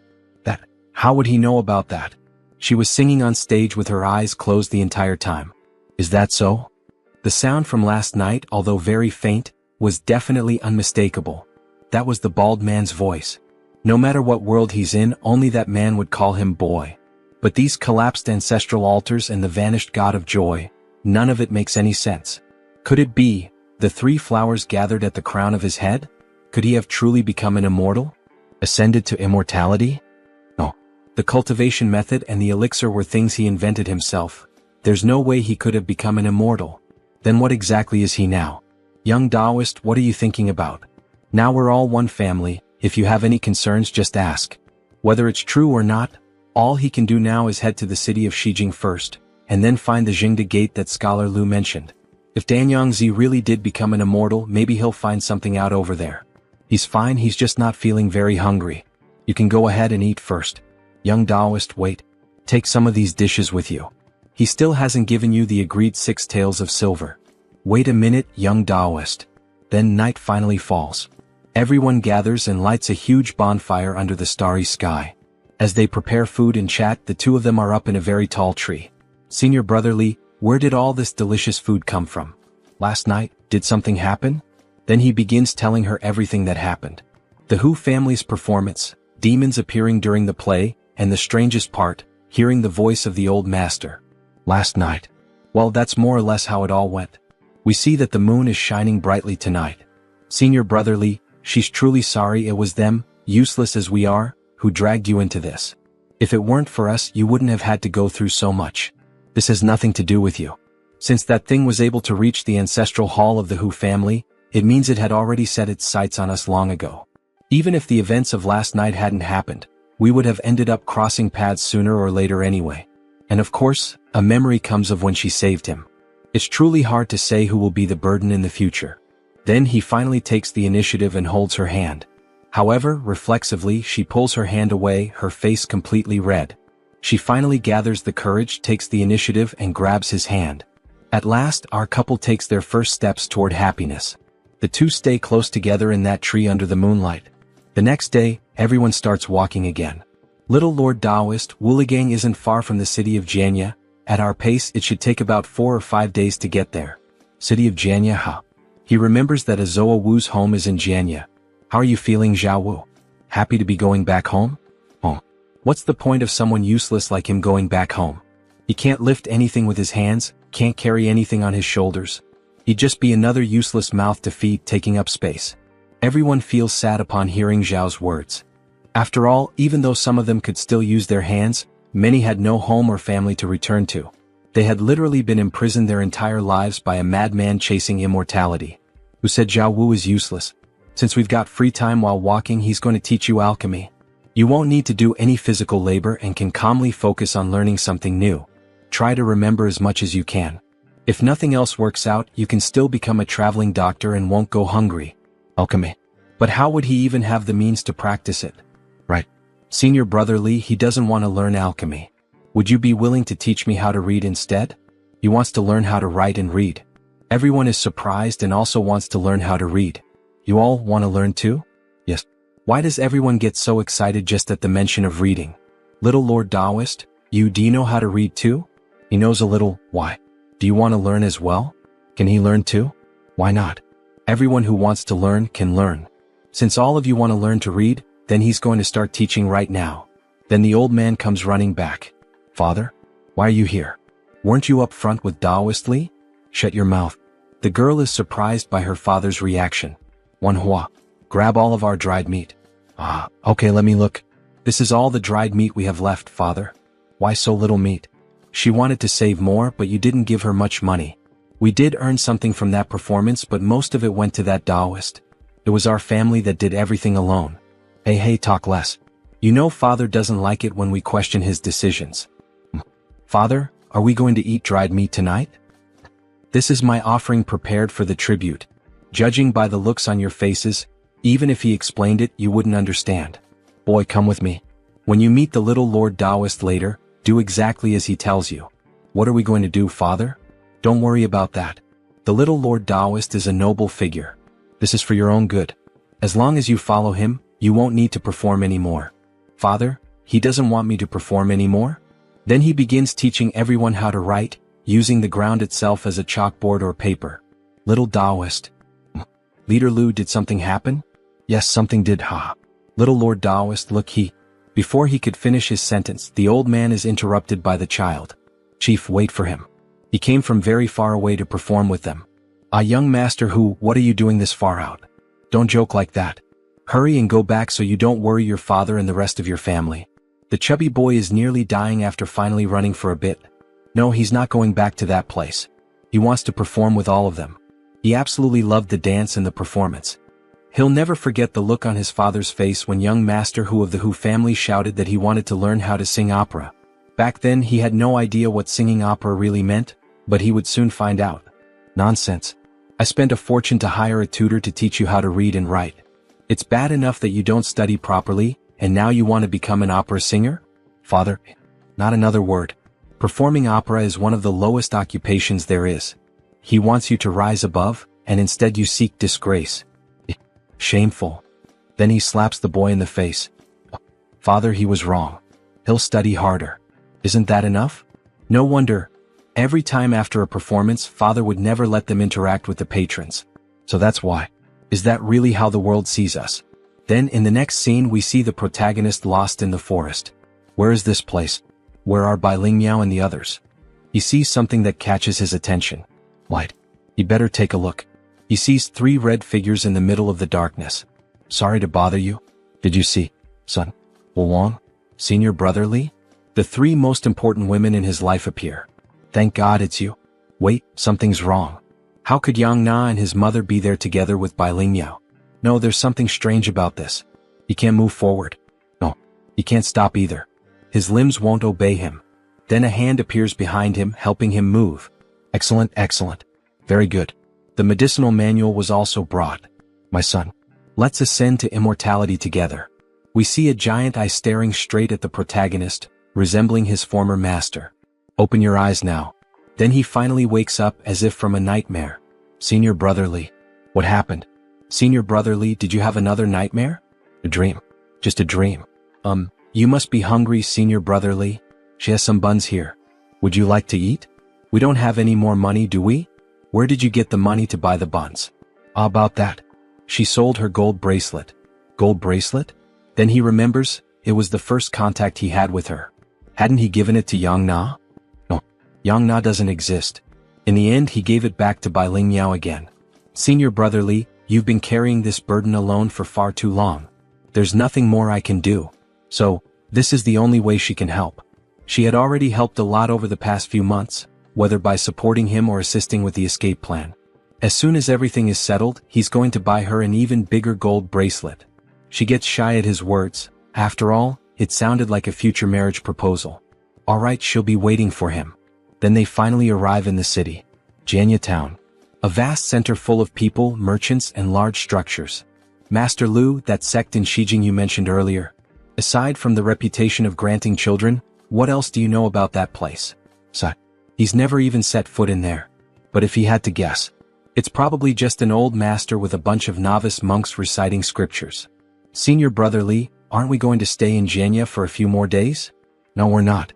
The final wishes were all entrusted to Zhao Wu, who is on his way back home. He'll ask an escort agency to deliver them everywhere. Staying here wouldn't bring us any benefit. Then, in that same place they see Zhao Wu sitting with a stranger. Senior Brother Li, he didn't go home. Zhao Wu? Why the hell did he come back again? For what reason? His father thought he was a useless cripple. A long time ago he told Zhao Wu that maybe he hadn't been kidnapped. Maybe his own father had sold him. Qingfeng Temple, Chun Xiaoman. He's completely covered in hair like an animal. Not even a tiger eats its own cubs. He's imagining his father as someone far too cruel. He was the one sold by his own parents. For just 2 taels of silver. They sold him like cattle, and didn't look back even once. So in the end, it's Senior Brother Li who is too kind. You know what? A tiger won't eat its cubs, but some people are far crueler than tigers. Xiaoman, calm down, Xiaoman. Hey, so, Chun Xiaoman, do you still want to go back home? Of course he does. He wants to make them pay for what they did. And you, Zhao Wu? What's your plan? He wants to keep traveling with all of you. Alright then, in that case, let's all eat. Shopkeeper, take our order. He's starving.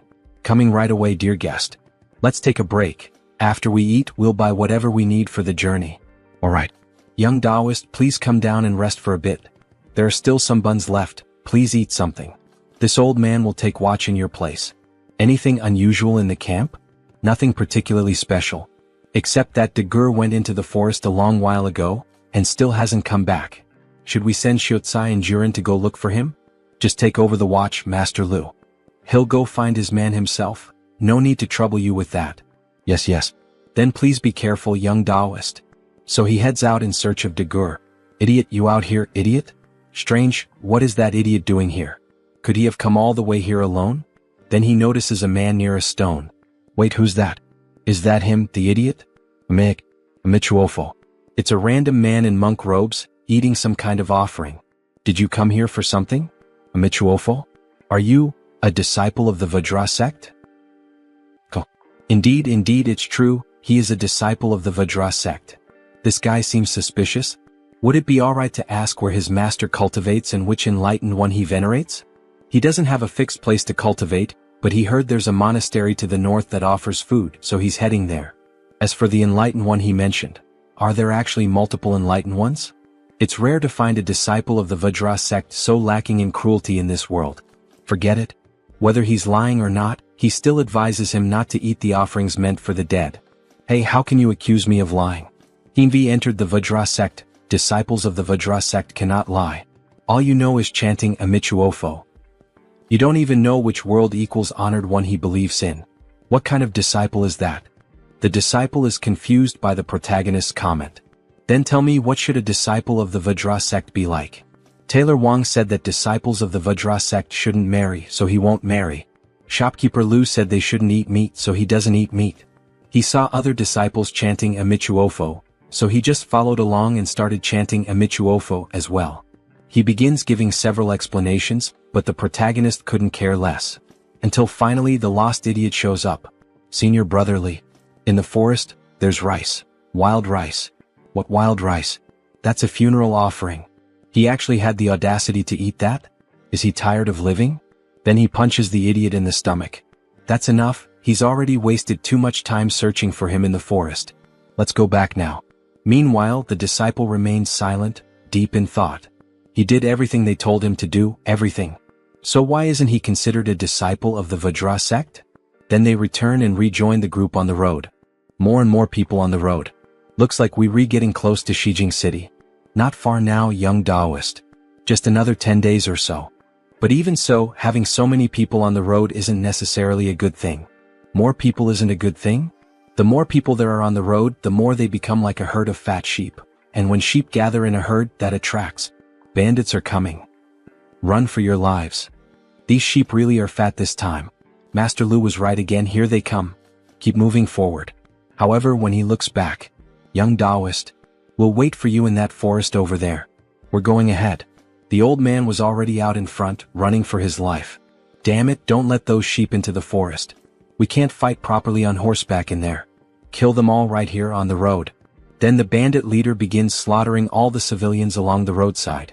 We see an old woman trying to run for her life, but of course being elderly she's quite slow and ends up falling behind. Haha, running at that speed? So slow? Are you in a hurry to die? Do you have any last wishes? Before he could cut the old woman in two, the disciple leaps in to save her. Though he ends up getting injured in the process. Yo, still have the nerve to save people? Old monk, you really aren't afraid to die. Amichuofo. Old Tang, the man who paints New Year's prints, once said, saving a life as a disciple of the Vajra sect is worth more than building a pagoda. Very well then. Since the old monk is so determined, he'll kill you first, then the old woman you saved, and then stack your heads into a tower just for fun. However, before he could kill the two of them, the bandit leader heard screams. There's something strange about this Taoist. Wait a second. No, don't come any closer. And just when he least expects it, our protagonist charges at him with full force. The bandit leader tries to defend himself with his sword. Damn it, this Taoist strength, it's not normal. Then, ignoring the sword completely, the protagonist breaks through it, cleaving the bandit's body clean in half. The other bandits, seeing such brutal violence, especially done to their leader, are stricken with fear. The chief is dead. This guy's too strange, fall back brothers. That Taoist might be from the Department of Celestial Observation. Though he managed to defend and kill the bandits, our protagonist's expression remains sorrowful. This world is still so full of sorrow even outside the cave. Then we see a heartbreaking scene. A little girl crying while her father and mother lay dead on the ground. The disciple begins to pray in a strange language and ends his prayer by saying, Amichuofo. Standing atop a sea of blood from all the corpses nearby. Perhaps word had spread because of those fleeing bandits. We didn't encounter any more trouble on the way to Shijing. Except for that old beggar who claimed to be a disciple of the Void sect. Living off wild vegetables and the occasional steamed bun we gave him, he followed us the entire way. And so, after walking like that for more than 10 days. And so, they finally arrived. Shijing City. This journey drained me. To think all of that was just the road to Shijing. Will it be calmer inside the city, or is this where the real journey begins? Maybe it's time to rest our feet, find a good tavern, and perhaps figure out why that old beggar kept following us. I bet there's more to it. Little Taoist, let's hurry and get into the city. If we take too long, that cheapin will be full. Go on ahead and take them with you. What about the young Taoist? What will he do? He's going to look for that sect he mentioned earlier, the one based in this city. He'll meet up with them later. We see that it's quite a prosperous city with tall buildings all around. The markets were bustling with people moving through the city, flower vendors, and a very picturesque scenery. Most sects are built atop mountains. But this one is right in the middle of the city, and the incense offerings are thriving. Jingda sect. Didn't Xinyang mention that name before he died? Could this place really have some connection to Danyangzi? I found the place, but what do I do now? Just say I'm a disciple of Danyangzi? Heavenly honor.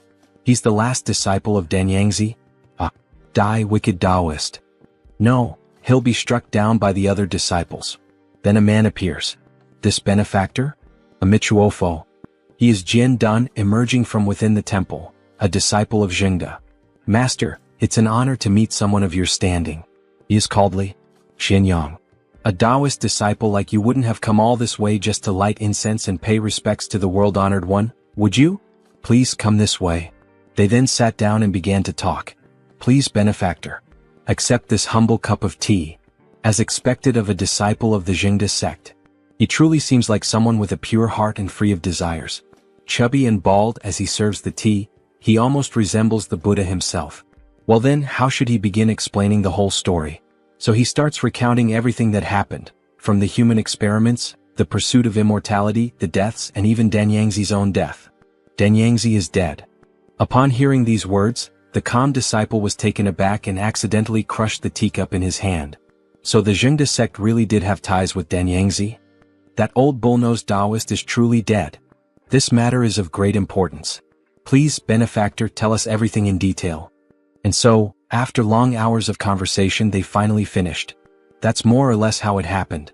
Grandmaster, in light of such circumstances, could it be that Danyangzi truly managed to become immortal? Or perhaps, he transformed into something else? Did you really hear Danyangzi speak into your ear? Absolutely true. It definitely wasn't an illusion because there was also something strange about the God of Joy. Benefactor Xianyang, he cannot make a decision on this matter alone. Please allow him to report this to the sect leader. He must trouble you to wait here for a moment. Although Jian Dun didn't say anything directly, his demeanor revealed something. As expected, the matter of Danyangzi is far from over. This is the inner hall of the Jingda sect. The sect leader is just ahead. The leader wishes to meet with Benefactor Xianyang personally to discuss this matter. These are images of the central Vajra realm, of the world-honored one, the Tathagata. And he senses a strange smell.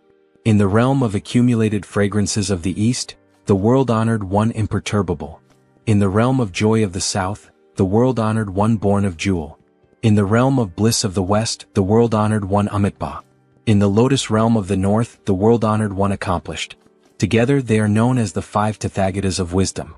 Michuofo. This is Master Xinhui, leader of the Jingda sect. Greetings. Greetings, sect leader. I am Xianyang. May I dare to ask, do you know what Danyangzi has become? Benefactor, what matters is not what he is, but what you believe he is. Tiske. This sect leader is speaking in riddles again. So Danyangzi really did ascend to immortality? Michuofo. If you believe he became immortal, then he became immortal. Danyangzi's karmic thread was planted in you at that very moment. He feels as if that old man is still inside him somehow. Wait, don't panic. Maybe it's not what you think. Sect leader, did the Jingda sect have some old grudges against Danyangzi? Correct. He went around abducting and killing, throwing the world into chaos. We dispatched disciples to apprehend him, but he escaped time and time again. Regardless of what Danyangzi has become now.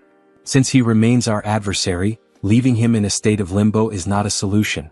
Sect leader, Do you have any means to resolve Danyangzi once and for all? The leader thinks deeply before answering. Come closer, he needs to view it from another perspective. However, the protagonist takes a step back. Benefactor Shenyang, if you still suspect that we intend to harm you, then you should not have stepped into this hall in the first place. Very well. He's willing to give it a try. Just as he finishes speaking, the old man steps forward and touches his forehead. He is then split into two as if the old man had pulled out his soul, or perhaps his spirit. We see a blue shadow being drawn out.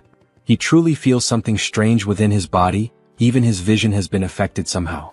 Is it over? He asks. And that's where chapter 43 ends. However, here are some spoilers. The old man begins to transform into something strange. An eye starts to grow from the back of his head. He desired this form. He desires it no more. He desires it no more. Open your eyes. As emotions arise, so too should understanding.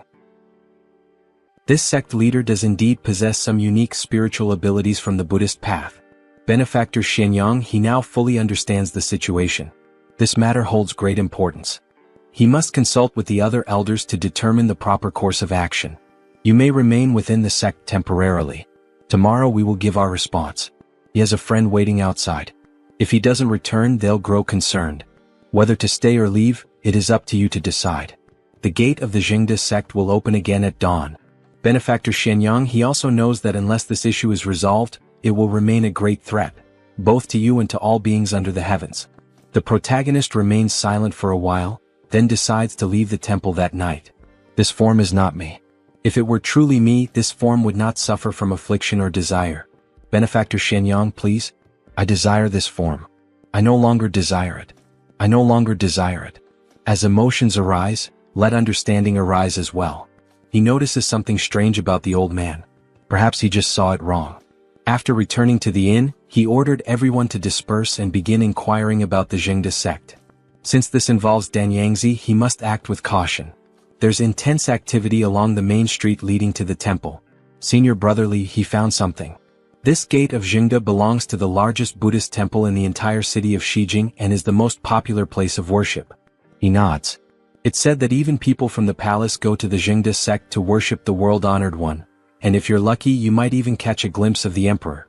We've heard that the disciples of the Jingda sect are very devoted and strictly follow the precepts. Apparently, a disciple once secretly ate meat and was immediately expelled. Senior brother, he had us inquire everywhere about the Jingda sect. Is something going on? He can't let them know that Danyangzi might still be alive. He doesn't want to frighten or worry them. No, it's nothing. Thank you for your efforts. Everyone take a few days to rest. He will make another visit to the Jingda sect. From the looks of it, the Jingda sect appears normal. He has no reason to refuse the sect leader's offer. The girl grows concerned, sensing that he is hiding something. The next day he returns to the temple. What does it mean to calm the mind? We intend to hold a grand universal ceremony to transcend Danyangzi. But before we can begin, we must first address your affliction of mental agitation, Benefactor Shenyang. Affliction? No, he is not ill, he shouts. The other two merely watch him. Sect leader, how can he calm his mind? This scripture, all 5 aggregates are empty, take it with you. Recite it 3 times a day, in the morning, at noon, and at night. Will mere recitation truly be enough to calm the mind? No cultivation method? No herbal prescription either? Just reciting? Benefactor Shenyang, remain here in this temple for now. All this rushing back and forth inconveniences both you and us. Very well. A few days later. Life has reached its end, the pure path has been established. What needed to be done has been done, and there will be no further rebirths. In teaching this Dharma, 5 bhikkhus and others accept it with faith and practice it faithfully. Then the book drops onto his face as if he had dozed off. He hadn't expected that reciting this scripture would actually help. Over the past few days, his sleep has improved significantly. As soon as Danyangzi is resolved, he will seek out the Black Taisui. If he can stabilize his condition, he will be able to live steadily in this world. Then he starts to get up from the bed and notices that there was a shadow near his room. So he decides to peek outside the room to see what is happening. A disciple of the Jingda sect. Is he spying on me? He really wants to see what this Jingda sect is plotting. Then the disciple enters a room. However, he can't follow like this. With a sudden bright idea, he decides to poke a hole in the wall with his finger to check what is going on. This also appears to be a hall of the world-honored one. World-honored one, compassionate and merciful, Please bless me with a child. If she still cannot bear a son, her husband will sell me. A woman? Coming so late to pray to the world-honored one? Yet something shocking happens. Disturbing scenes follow. Sensitive readers may wish to skip ahead. A man approaches her from behind with a blindfold, ties it on, and leaves her completely sightless.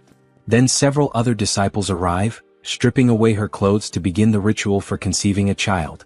So this is the miraculous truth behind those petitions for offspring? Wait a moment, has he been discovered? The man beckons him closer. He knows what you're thinking, benefactor. You must be assuming that the disciples of the Jingda sect have no moral discipline, correct? Yet have you considered why these devotees come so late at night to worship the world-honored one? Some long for children, so we give them children. The Jingda sect is doing good deeds. Our good deeds are quite broad, are they not? You don't need to explain all that to him. He can't dictate what you do. He only hopes the grand ceremony of universal salvation meets no obstacles. In truth, he was a Taoist before entering the monastic life. Whether Taoist or Buddhist, in the end, all paths are the same. So, benefactor, do you look down on the Buddhist way? He exhales, weary, and says, "This place is filthy. Isn't there a single clean corner anywhere around here?" The next day, benefactor Shenyang, the grand ceremony of universal salvation will begin in a few days. The preparations have been extremely costly, so please avoid wandering around. Very well. Go back and tell the old sect leader that I already know. Amit Ba. The sect leader sent that message on purpose to stop me from roaming about. He's afraid I'll uncover the filth within the sect. Or is there another reason? Hey Taoist. Little Taoist. The old beggar? What on earth is he doing here? Hey, how did you get in? Ah, don't say that. The masters of the Jingda sect are truly kind-hearted. They saw I was a poor soul and let me stay in the sect doing odd jobs. This old beggar doesn't seem to understand anything. Why would the Jingda sect take him in? Could it be, they really are kind-hearted? How are things for you here? Actually, not bad at all. He eats until he's full every day and keeps himself warm. It's just that, he can't perform good deeds anymore, and that makes him a bit uneasy. Don't overthink it, just be happy you're not going hungry. Maybe he really is overthinking. Come here, little Taoist. He'll take you to see where he works. It's a huge place. Then he grabs the protagonist's hand and drags him along. Hey, wait. The sun is too strong today, let's go another day. What the hell is this? His strength is unbelievable. While being pulled, he feels as if his body is sinking into the earth, as though something is tugging at his very soul. Come on. You won't regret it after seeing it. There's all kinds of interesting stuff. Weird, what just happened to him? Little Taoist, it's right there in that temple. Several statues are being carved by other disciples. Is this where you work? The environment isn't the best.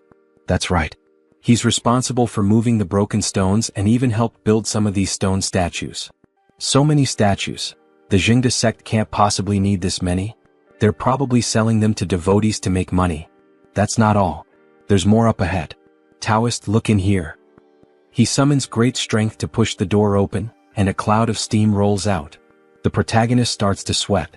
Squirming. He hears that whispered phrase, and when he looks ahead, he sees a mass of red living tissue, cells clustered together with eyes and a mouth, something hideously bizarre, almost beyond description. Beside it, or perhaps forming part of its body, are figures, people, writhing and moaning in pain. All of them are shifting around the room, circling the pillar. What is happening? Look, Taoist. Lift your head. What a gigantic statue of the Buddha. He jerked his hand free of the beggar and stepped back. Hey Taoist, don't leave. You finally got here. Why the rush? This place is dull. I'm heading back. That old fox is lying.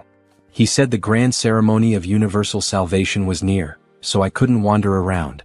Clearly, they just didn't want me to expose their illusions. The Jingda sect is nothing but a den of evil. As he runs, all those statues and laborers, truthfully they look like demons and slaves. Is that thing alive? I don't know, and I don't want to find out. He dashes out of the temple. He has to escape this cursed place as quickly as possible. If you enjoyed this video, don't forget to give it a thumbs up, it really helps. And for more content like this, make sure to subscribe and hit the notification bell so you don't miss any updates. Let me know in the comments if you'd like to see another part. I'd love to hear your thoughts. See you next time. Bye-bye.